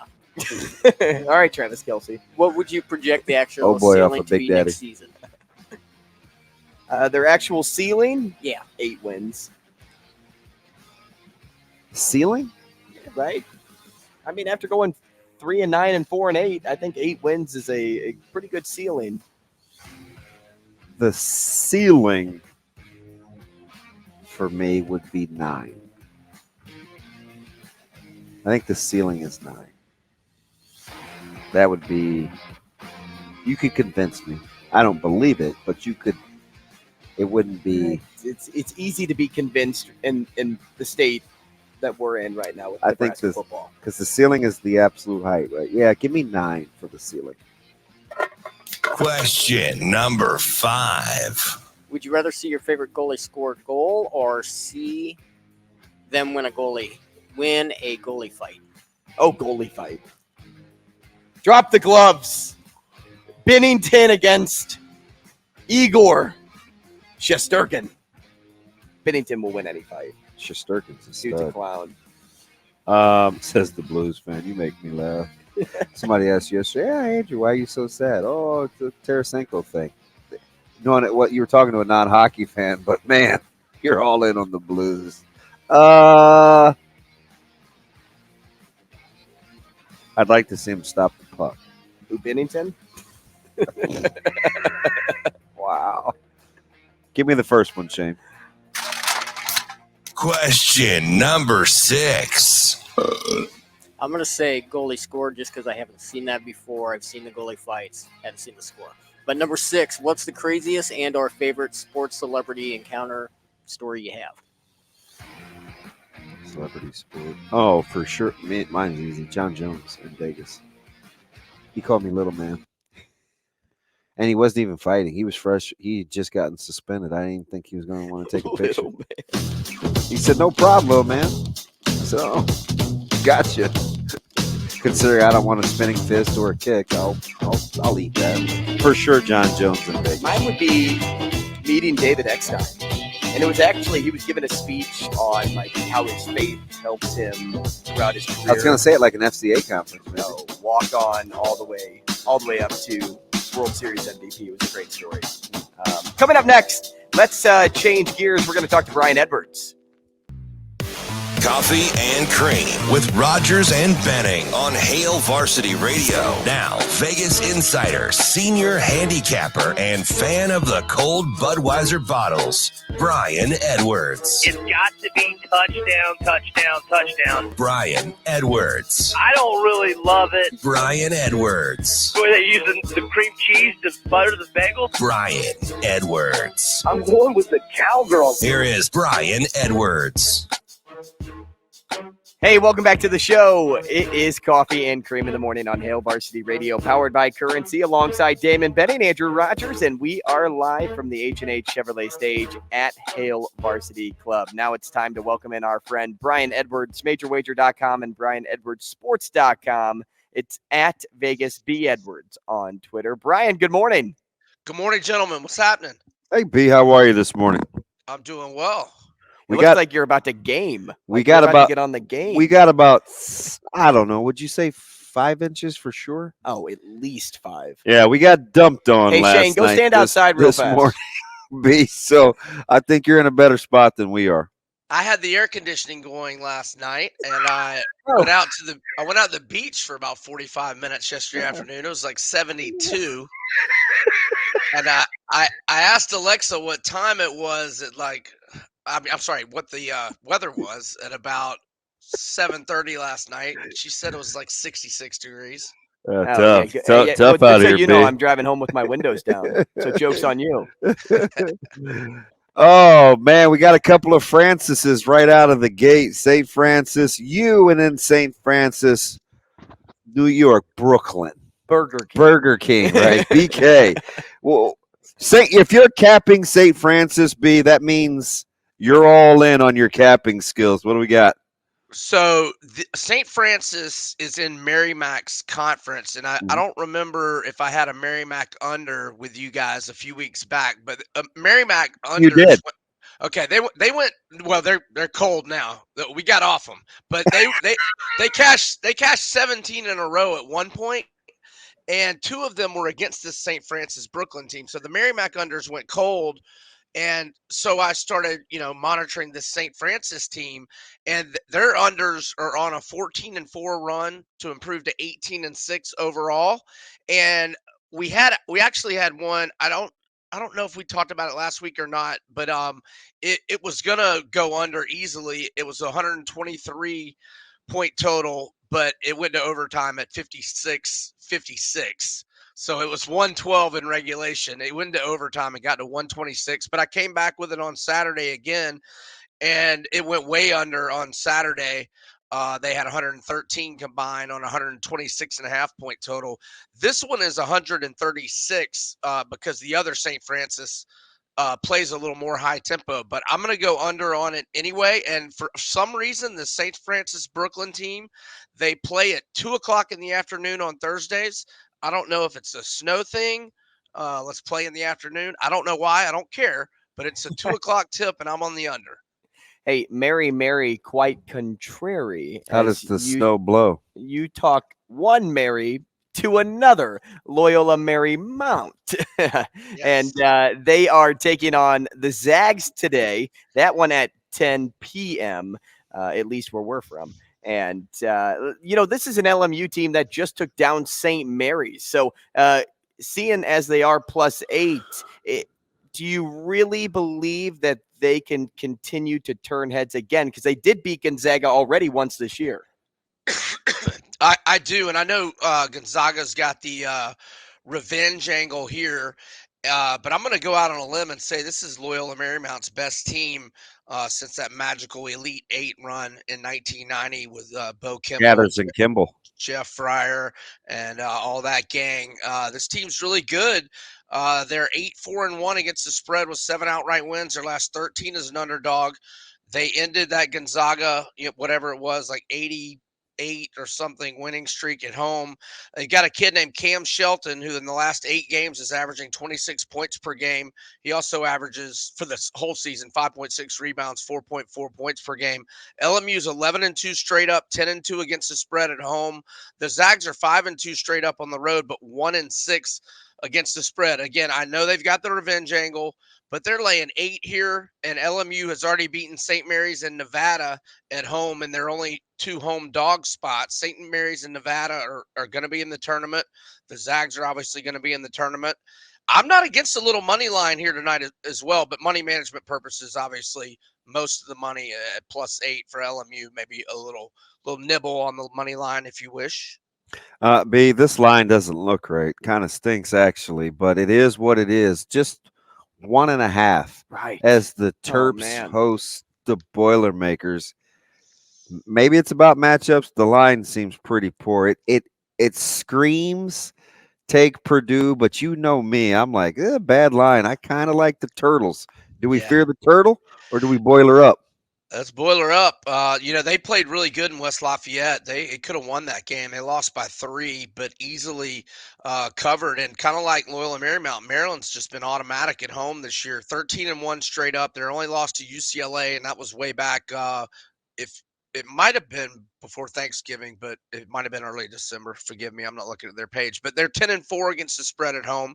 And Maryland's just been a moneymaker all year, 16-9 ATS, kind of like Gonzaga at Loyola Marymount. Purdue struggled on the road. They're 2-5-1 against the spread. I know they're in bounce back mode here after giving up that late lead at Northwestern, but I just the Turtles have been good to me at home. I've backed them probably 4 or 5 times at home, and I think I'm undefeated doing so.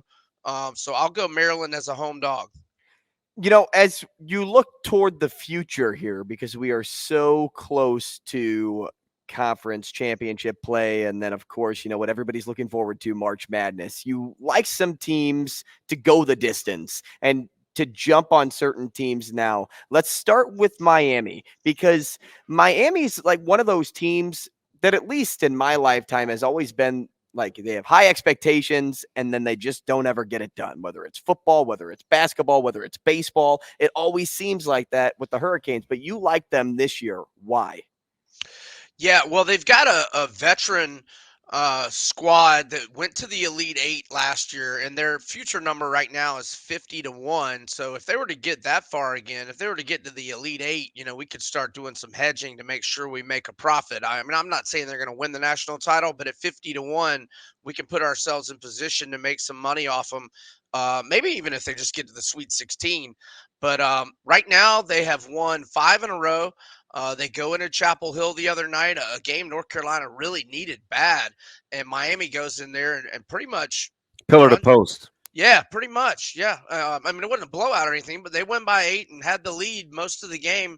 Yeah, and they beat Duke by 22 last week. Clemson's been good at home. They went to Clemson 2 Saturdays ago and won, and I just think they're playing well, and they added Nigel Pack, a really good transfer from K-State. They still got Isaiah Wong, and they got a good chunk of that nucleus from last year. So, yeah, I think Miami's worth a shot at 50-1. I'm not talking about risking a lot of money by any means, but maybe throw a little bit out there. At one point, I thought this was the best team in the country, and I'm still a little nervous about their backcourt, but you don't have to talk long to sell me on UConn's potential. Some would argue they've underachieved given the roster. You like them as a nice little long shot on the against the odds. Yeah, so in November and December, Damon, I think we'll all agree they were the best team in the country in November, December. Then they went into a little 5-week funk, a bad one, and they didn't really snap out of it. And I mean, look, there was really no shame in losing, at Marquette and at Xavier, and all, they were losing to good teams, but they got it back together in that Marquette game last week, and Marquette was on fire, and they just blew Marquette out, like you said, pillar to post. That was a blowout, unlike Miami, North Carolina. That was a blowout. And I thought they looked like they did in November, December last week against Marquette. Now, then they go out where you guys are to Omaha and lose by 3. But, I mean, that was Creighton's 8th straight win. No shame in that one. I mean, they couldn't get any buckets. I think it was a 56-53 final. But Yeah. What I saw November, December, and last week, and then I saw now they're 30-1. They were down to 10-1, in early January. I think there's a chance they get it back together. They've got potential. So again, not talking about risking a lot of money, but I think UConn at 30-1. They were a Final Four looking team November, December, and last week against Marquette. So maybe they can make a run. We'll see. Talking about teams making a run is my last question before we let you go, Brian. Providence has kind of been turning some heads, and Hopkins has been one of the best players, not only just in the Big East, but all of college basketball. And then they do have a very nice backcourt as well. But at 100-1, those seem like some pretty juicy odds for that Friars team.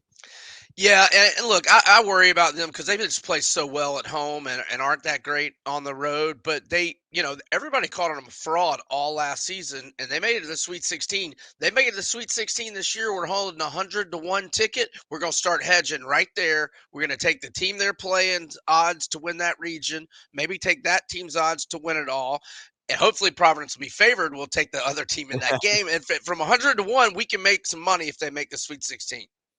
Always thinking. I like the hedge game.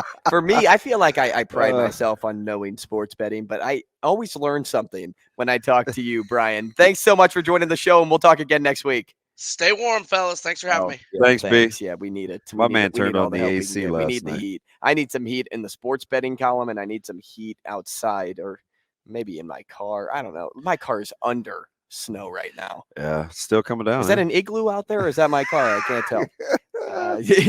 That's Brian Edwards, MajorWager.com and BrianEdwardsSports.com. We always appreciate having him. Coming up, we're going to talk to Michael Bruntz, senior writer for Husker 24/7, to open up the 9 o'clock hour. If you are tuning in Lincoln, hey, guess what? KFOR starts from 9 to 10. We'll be there. We'll be on 590 still, live on Twitter, live on YouTube. We always are happy to have you with us on the show. If you want to get involved, give us a call. More Coffee and Cream next. 9 o'clock hour here on Coffee and Cream in the Morning on Hail Varsity Radio, powered by Currency. Damon Benning, Andrew Rogers. And we are live from the H&H Chevrolet stage at Hail Varsity Club. The snow did not scare us away this morning. Happy to have you with us. If you're joining us in Lincoln, from the 9 to 10 o'clock hour. We appreciate you joining the show. And also for those of you that have been with us from start to finish here in Omaha and beyond, whether it's been on Twitter, on YouTube, streaming, we appreciate having you here. It's a Toy Story reference in Infinity and Beyond. Yeah. Nice work. Buzz Lightyear over to my left. Do you have Andy written on the bottom of your shoe? No. I'm over Andy. He cooked it out of there. But they are making a fifth one. Who knows that? I'm over Andy.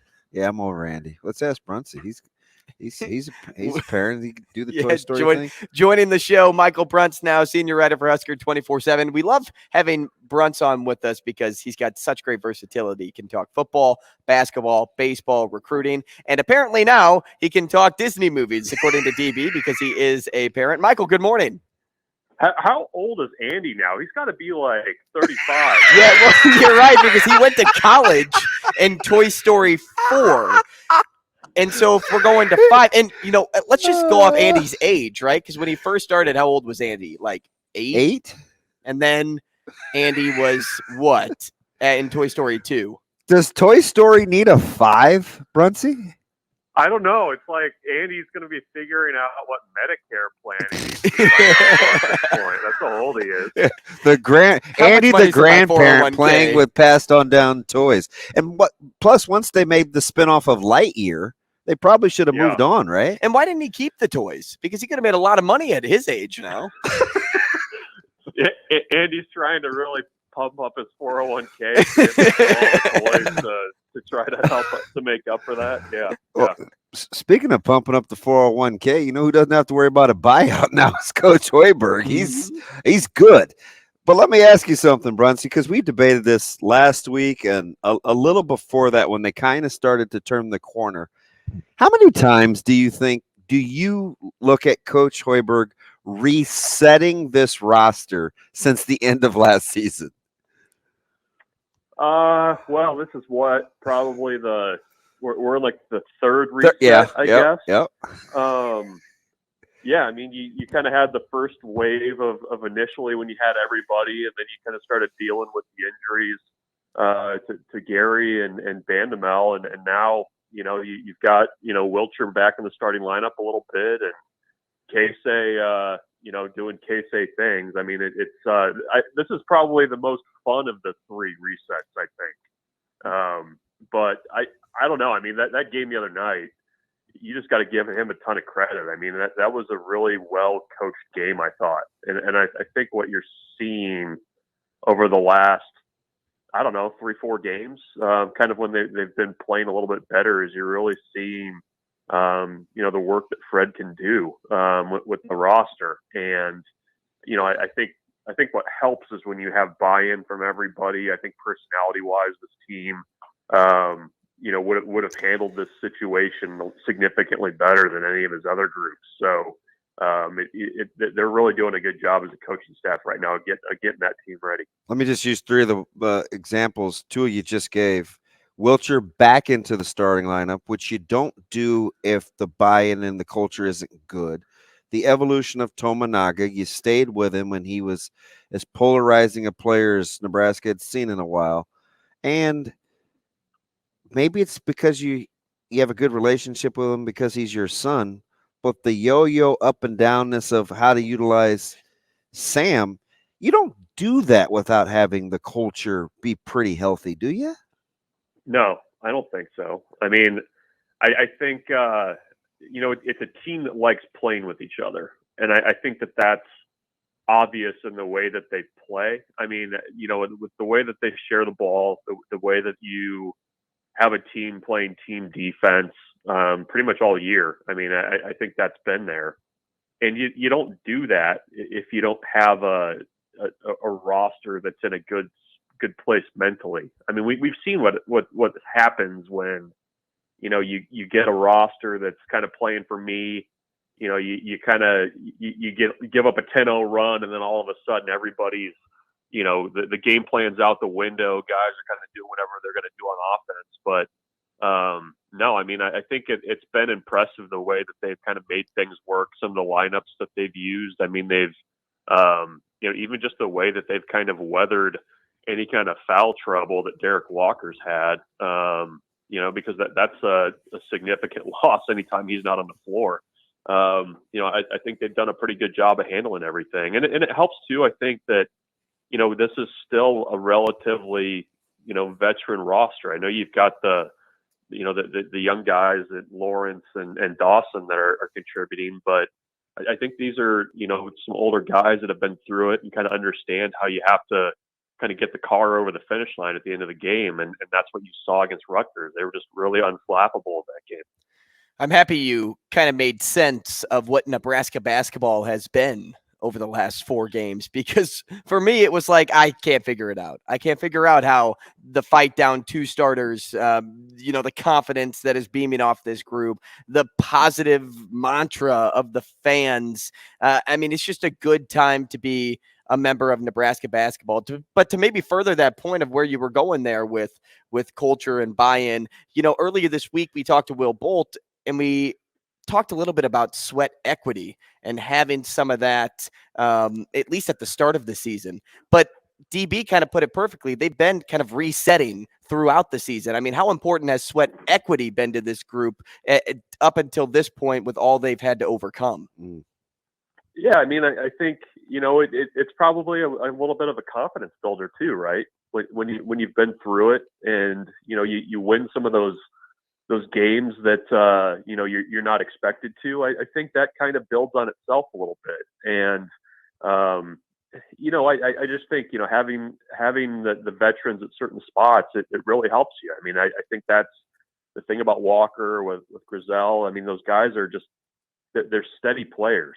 And, the Big Ten is a league, and especially this year, it feels like, where if you can kind of take care of the ball, you can, not get sped up, and neither of those guys do. I think that gives you a chance at the end of games if you're close. And I mean, to kind of your point earlier, I mean, you're kind of getting the perfect storm now where Nebraska's winning a few games.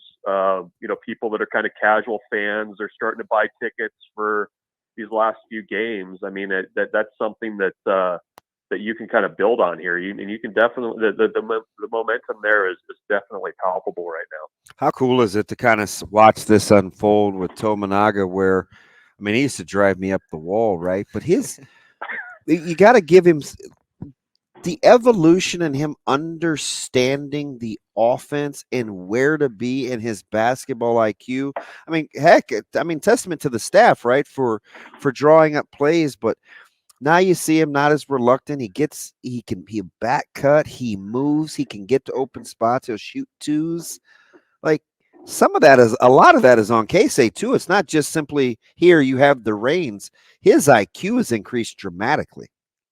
Yeah, no, I think he's kind of figured out the Big Ten, and I think it's almost too bad for if you really appreciate basketball, that if you're watching on TV, you can't always really see what he's doing away from the ball, because that's where he's really elite, is setting up cuts like you said, and now you're starting to see him getting into the lane and he's finishing at the rim, and you're seeing more of a complete, well-rounded game that I think he always had. Just kind of based on what he had done internationally, that was there.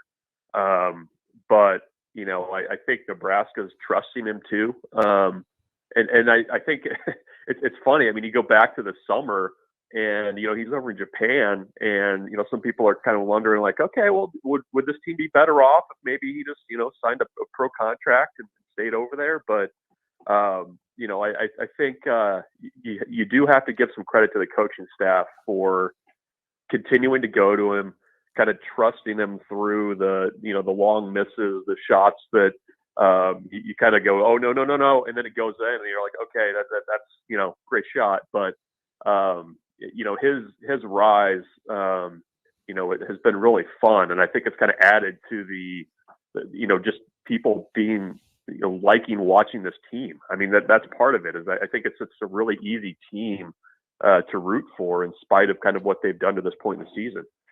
We're talking to Michael Bruntz. Excuse me, Michael. He is the senior writer for Husker 24/7. And, early on in the show, we were talking a little bit about Matt Rule and his method to the madness of what he's been at least able to do up to this point as winter workouts are taking place. And one thing that I really took away from it all is, like, as he watches from his window, he looks at those participating, he sees the response to commands in the weight room. He then sees how they endure adversity with one another. And then he also ended it with how if somebody made a mistake, they would start over as a team. And when I broke it down earlier on in the show, I broke it down to prep, participants, response, endure, proceed. It always seems like Matt Rule is 10 steps ahead of us when we feel like we match up with him. If we played chess with Matt Rule, he would checkmate us every single time.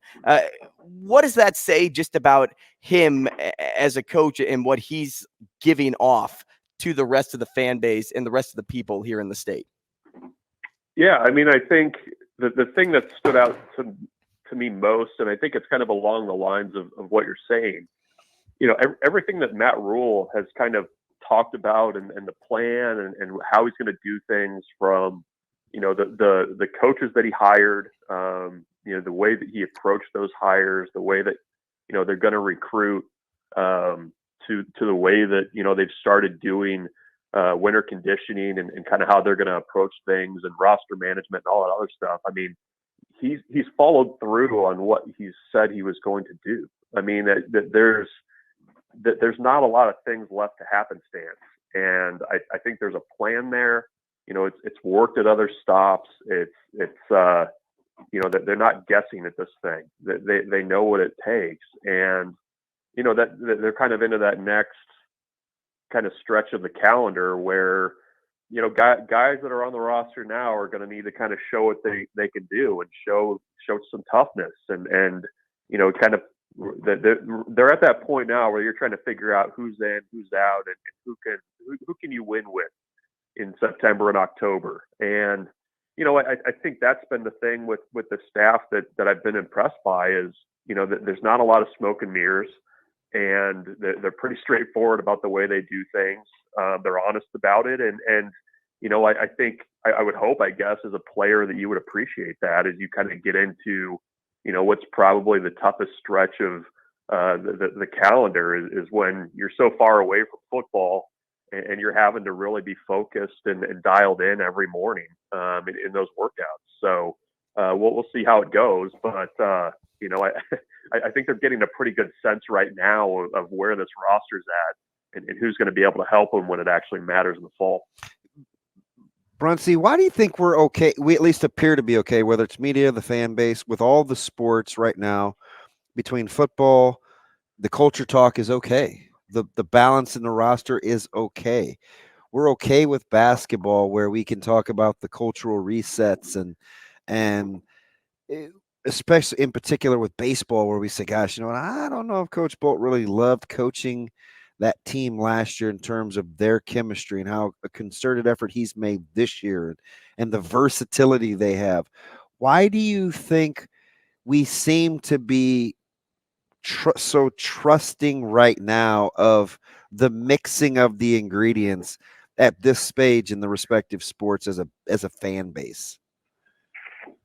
I don't know. I mean, do you get that sense, or I don't want to put words in your mouth? Yeah, I mean, I think to a degree there's some comfort with the conversation, and when you kind of go through the sports and you kind of look at, you know, what happened, you know, with basketball in years past, and you know, and you kind of compare it to the way that this team this year is. I mean, you can see the difference, and so it's not just, you know, off-season talk about, you know, what matters and how you build a team and all that other stuff. You know, that there's some pretty obvious results and impact of those conversations that are playing out on the court. I mean, the baseball's kind of the same way. We haven't really seen it with this year's group, if it'll matter much, but you know, the difference from the previous year's team that won the Big Ten championship to last year's team, I mean, if you were around them at all, you could feel it. I mean, it was just different. And, you know, I think with football, you know, you kind of have that conversation every time there's a new coach, right? I mean, they're coming in, they're doing their thing. I mean, to go off of your metaphor, I mean, you're kind of in the cooking stage now. You haven't seen what the final product is. So yeah, we can talk about some ingredients and, you know, how long you got to put things in the oven and that kind of thing. I mean, it's a little less of a conversation, I think, until, you know, you're towards the end and things are going back. But, you know, right now, I think it's, you know, you're building a program, and especially with football, I mean, you're doing it in a much different way than maybe what's been done the last few coaching staffs. So I think that's maybe why, you know, people are willing to talk about it so much. And I think, you know, the thing about Matt Rule is he's not talking about those kinds of things and just buzzwords either. I mean, he's actually, when he talks about it, he gets into it a little bit and kind of gives the why behind the reason that they do some of the things that they do. So I think that's why you're willing to have that conversation a little bit more now. As we look into Nebraska baseball this weekend, Coach Bolt letting us know who is going to be in that rotation, at least right away. You have Emmett, then you have Jason, you have Caleb, and it kind of goes in that order. A couple of questions here wrapped into one. Do you predict that will be the everyday, I guess the usual Friday to Sunday, at least for the time being, with those three guys? And then just speaking to Friday, do you think it's always going to be Olsen, or do you believe it could be interchangeable early on? Yeah, it's I don't know that I would ever bet much money on weekend rotations holding all the way through a season, but I know with Olsen and Kaminska, the staff really does view them as kind of interchangeable options. I think they like what Olsen's done as that Friday night guy and the weekend starter from the way he kind of finished last year. So he's the guy that gets the ball right away. But I know they view Kaminska as kind of a guy that could be a Friday night guy if they need him to. I think they kind of like having a lefty on Friday nights, just to kind of mess with opponents' lineups and controlling the running game and that kind of thing. But the thing about this roster this year is they have more options. I mean, you go down the list of who they've got on their roster. I mean, they've got, I want to say 6 or 7 guys that have been weekend starters at either Nebraska or other Division I programs in their careers, so they can kind of mix and match if they need to. But for a guy like Emmett Olson, I mean, he's lefty, big, powerful lefty. Ever since he's been on campus, the velocity's been ticking up. He's got some good secondary pitches, so they like kind of what he can do mentality-wise and setting the tone for the weekend. So we'll see if that holds. But I do think that trio is probably what you'll see at least through the first couple weekends. I know with Caleb Clark, he's a true freshman, but from everything they've said, he's mature beyond his years. He's played some international baseball too, being from Canada and some international competition. So he's pretty dialed in. But I think that's their three for now, and we'll see how that group kind of holds up. But I mean, Will even said yesterday that his mind, Olson and Kaminska could flip flop just based on how they've been so far this spring. It's interesting you say that, because then I go to the three on the back end with Buns, and he's healthy. Perry's healthy. We know about Shanneman coming back. He's got an older group. How important do you think this offseason was, and kind of all their bonding and getting to know yous, knowing that they could be flexible on any given night? They could play a couple of different ways on offense, as you know, certainly have flexibility on the bump. Some nights it just may not be your night, man. The offseason in terms of playing for one another could be critical, you think? Yeah, I think so. I mean, they've got what I think Will said, 12 or 13 guys in the lineup that they feel like could start. I mean, they didn't have that at all last year or even the year before that. They can get on the mound, they can get lefty out of the bullpen, which they couldn't as much last year, especially after Buns and Perry got hurt. So, this is a group where they're going to mix and match. And I also think, they're also not going to wait for guys to kind of find their footing. I mean, that's not the way that this coaching staff operates by any means. They're not doing the tryout thing the first couple of weekends. They need guys that can step in right away and play and deliver. And, I think that they've got enough options now where if a guy's just not seeing it, they're not going to, leave him in there for a few at bats to see if he can find it. I mean, they're going to go to the bench. They're going to go to the bullpen, and they have that mix, I think, of veteran guys where the guy that you're going to have coming in as a pinch hitter is not going to be a freshman who's up there, with his knees knocking, trying to figure out college pitching. I mean, it's going to be a guy that's been through it a little bit, and that's that was the point this off season was the culture thing, but they also wanted to get older and experience, and that's what they've done. You talked about them not having to be patient. What do you envision happening with Drew Christo? Well, I mean, he had a rough freshman year. Yep. There's no sugarcoating that. And, the thing with him was you needed to have a secondary pitch that played up in college. And I know that's been something that he's been working on a lot. They liked what he did at the end of the fall. From what I've heard, he's been pretty good this spring as well. They've really liked what he's done. I think for him too, and this isn't just Drew Christo. I think it's a lot of college pitchers. I think there's kind of a mentality that you kind of have to flip that switch a little bit. And I think he's a little bit more comfortable on the mound this spring. They're going to go to him as a bullpen option. Yeah. And he throws a heavy fastball. He always has. And he's another big arm that they've got that they can bring out of the bullpen. I think there's a little bit more confidence from the coaching staff's point of view that he's going to go in there and get outs now that maybe wasn't there last year. Bruntz, what would a successful opening weekend look like to you? Well, I mean, aside from the win-loss thing, I think you do need to kind of figure out what your roles in that pitching staff look like. I mean, you've got your three starters, and they're going to have to figure out somebody for Monday. But how do you get that ball from your starters to Shanneman at the back of the bullpen? I think that's if you can get that figured out a little bit, I think that's a good sign. You just look at what this team did at the plate last year. I mean, you need to have a little bit more competitive at bats 1 through 9. If you get that, I think that's a positive sign for this team. I think they feel like they're, a little bit more dangerous up and down the lineup this year. We'll see if that holds.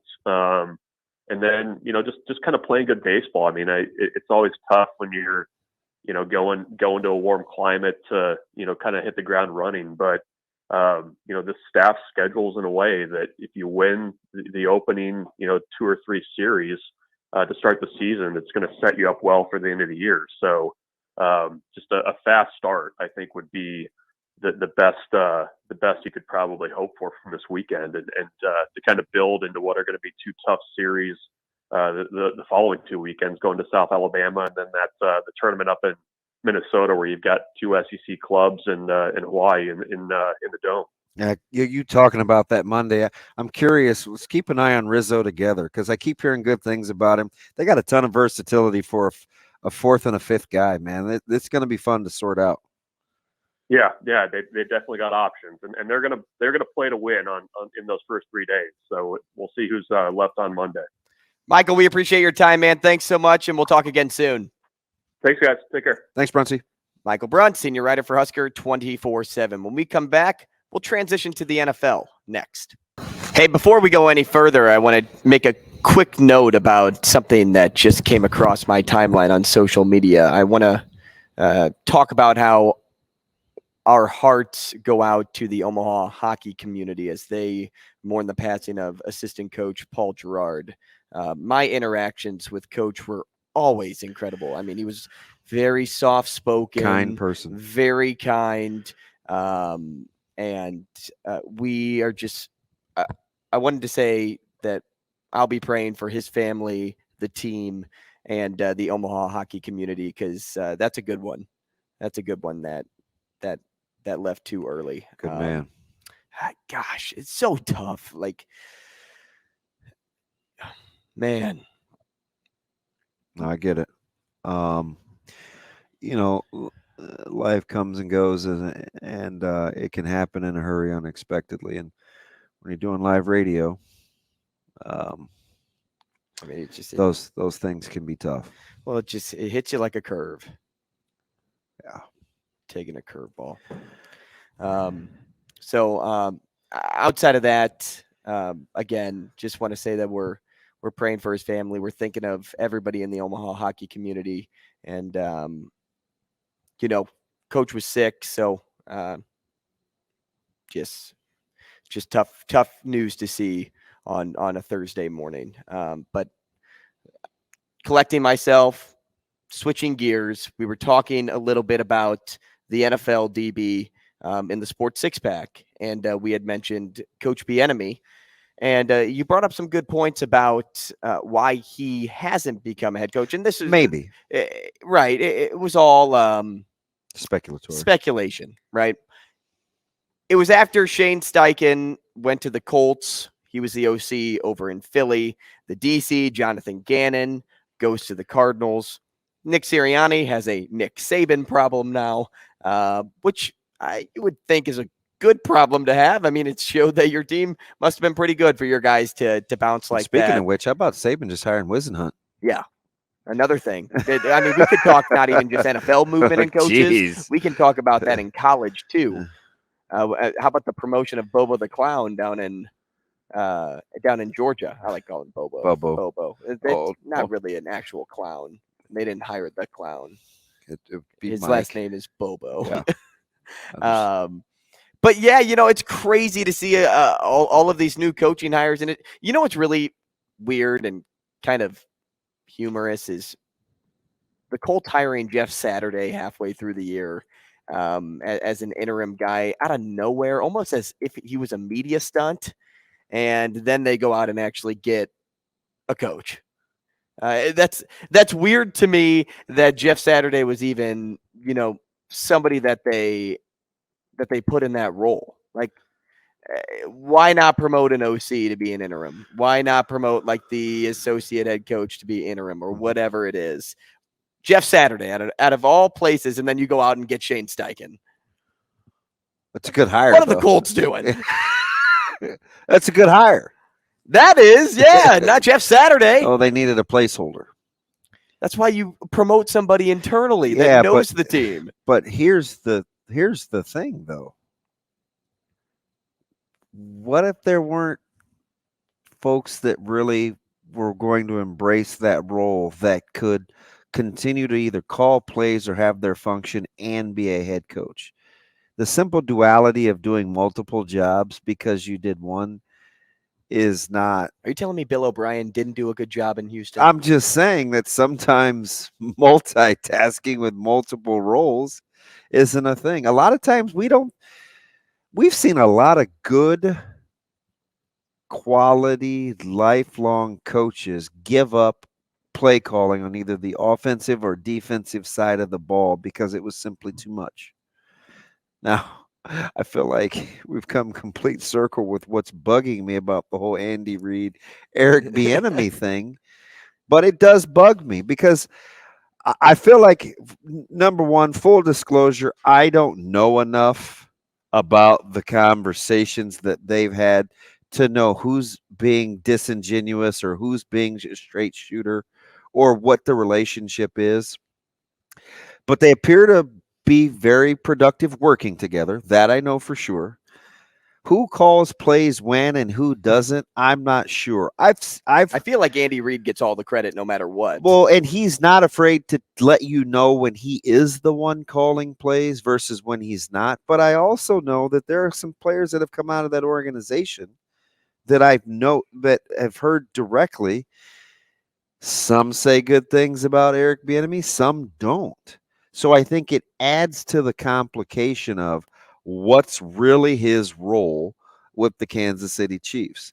So since I don't know any of that without knowing Eric Bieniemy's coaching style, I can simply say that after 19 attempts at something, or however many he's had, it has to be something more than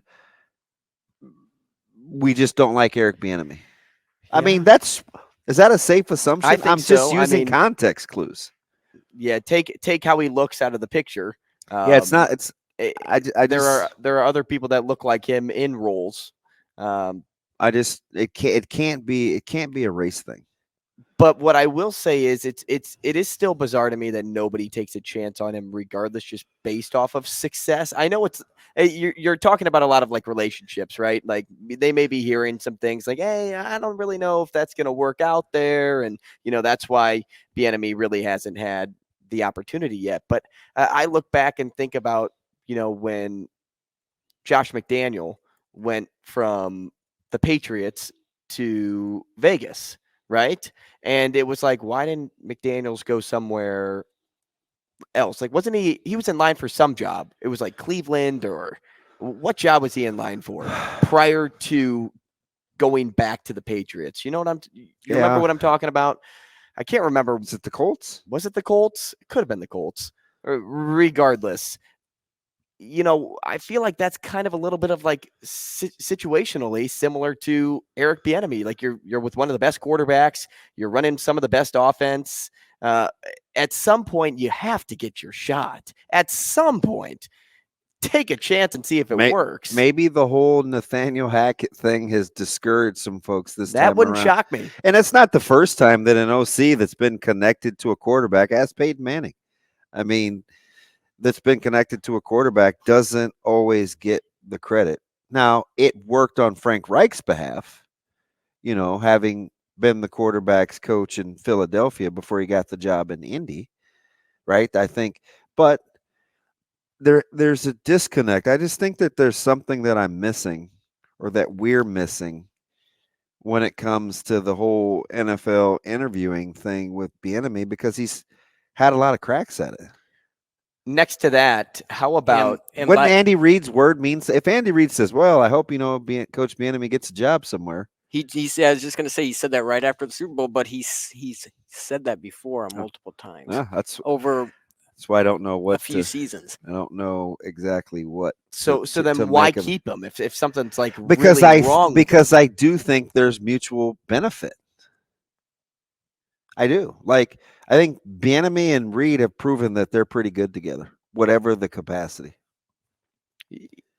Yeah. Right. I can understand that. I mean, maybe Reid's just that good. It doesn't matter who's with him. Yeah, you want to pair yourself up with somebody, though, that you get along with. We've had interviews, and I've worked with people that I think are vastly different with me than they are in other places. and probably vice versa. I'm probably vastly different than I was with them. So sometimes, there's a couple of people that come to mind in terms of that we've done interviews with that aren't always like that in other interviews. And sometimes it's just the working camaraderie or the history that you have with that person that allows you to interact a certain way. And maybe it's like that with Bieniemy and Reed. I'm not sure. Something's got to come out though here soon about that. I mean, what are they going to say? But with what everybody's talking about, like somebody's going to say. Who just something. had the meltdown yesterday? Was it Speak for You? It was Herm Edwards, Mad Dog, and Stephen A.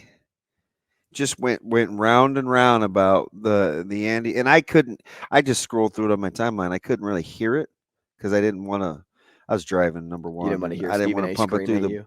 And I think the caption was something Stephen A. So you're probably right, but I think mainly I didn't want to pump it through the Bluetooth while I was driving.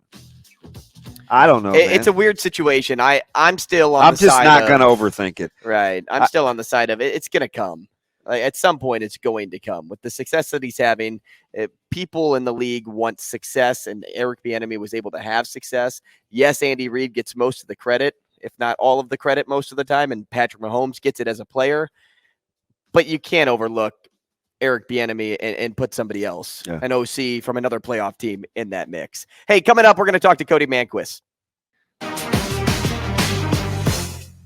Hey, you may be able to weigh in on opinion throughout the show, whether it's on Twitter, on questions, on maybe our poll question, if you would like to sports bet on Husker games in Nebraska. But the only place that you can really physically weigh in today is over at CHI, because we had weigh-ins this morning for state championship wrestling, and A&D started at 8. The girls are going at 1. B and C will be at 1:30. But the big thing here, DB, is weather. Yeah. Like, I mean, that must have been something else for these guys and girls to get over to CHI. Yeah, today. Traveling, I think yesterday, for the most part, unless you were coming from the south, it was probably even, leaving manageable. Your hotel today. Oh, I know. And I think it was going to be one of the. So the interesting thing will be what happens during the intermissions and the crossovers of the classes, because we kind of wondered if that was going to stay when they started doing the alternate classes during the pandemic. And so will folks stick around? Will businesses right around the area be like swamped as like safe havens? I got a buddy, Tyson, Terry's dad, Ryan. He just gets a hotel across the street. He does it every year.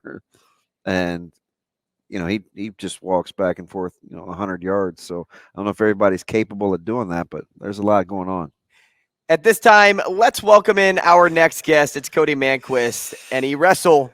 It's Cody. He calls the show every now and then, and now he's here as a guest on the biggest weekend in high school wrestling. And it's here in Omaha again over at the CHI. Cody, is that where you are currently? Yes, I am currently down. I had to go into a tunnel because I'm down on the floor right now, so I can talk to you guys. What do you mean? It's loud in there? And do you like the reception there? I'm sure you can get on the press Wi-Fi, but sometimes it still can be hit and miss. I get on their Wi-Fi. It's a lot easier. Hey, Damon, I had to spend the morning going to pick up your boy Sauter because of snow. Did you went and picked up Mike Sauter? Yeah, and I got him down here. Did you give him a booster seat getting him home tonight might be different. Oh, he'll never hear the end of it. Oh, yeah. He rode in Stetson's booster seat. Oh, good.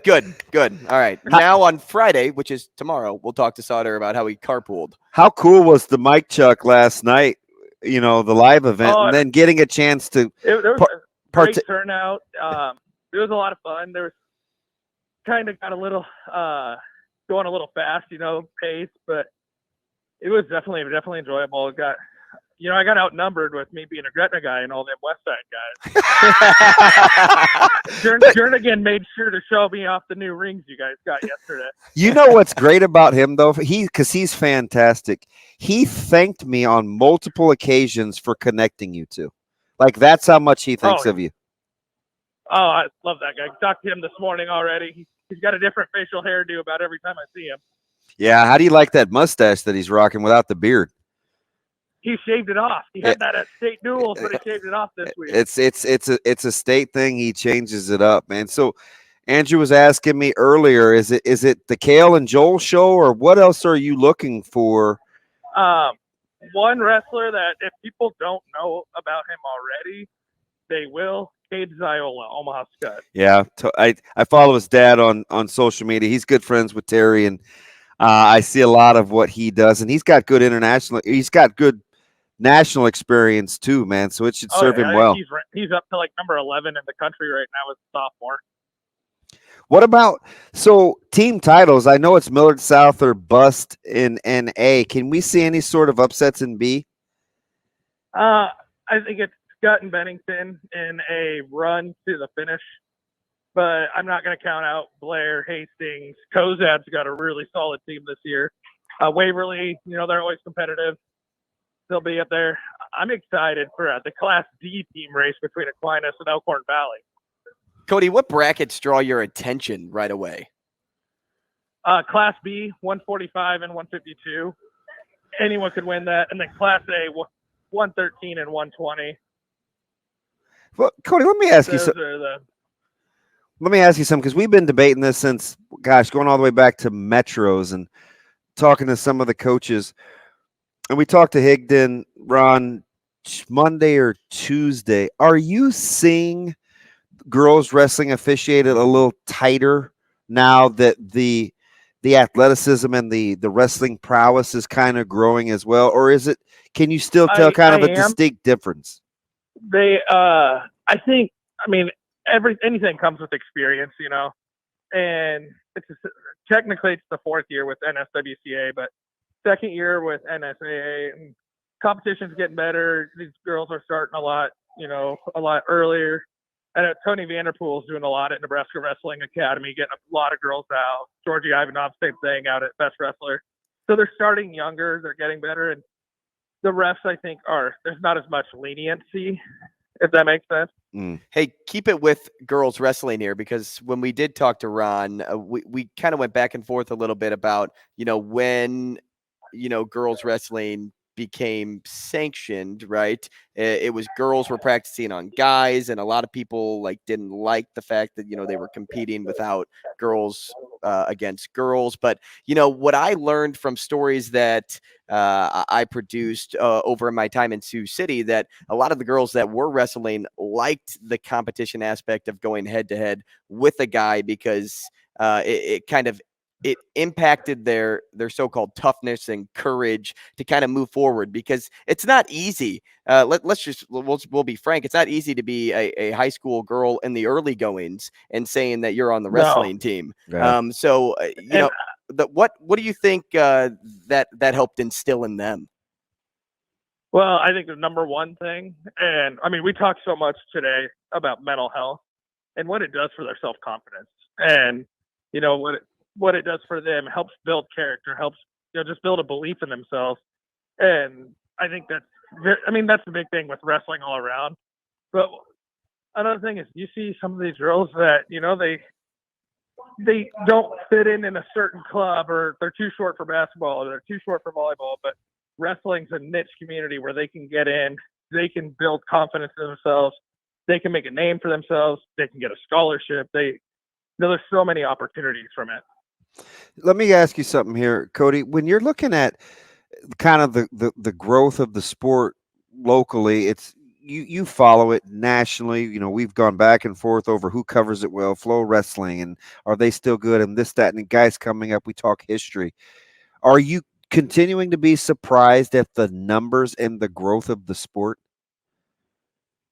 Yes and no. This year, I think the freshman class this year is loaded.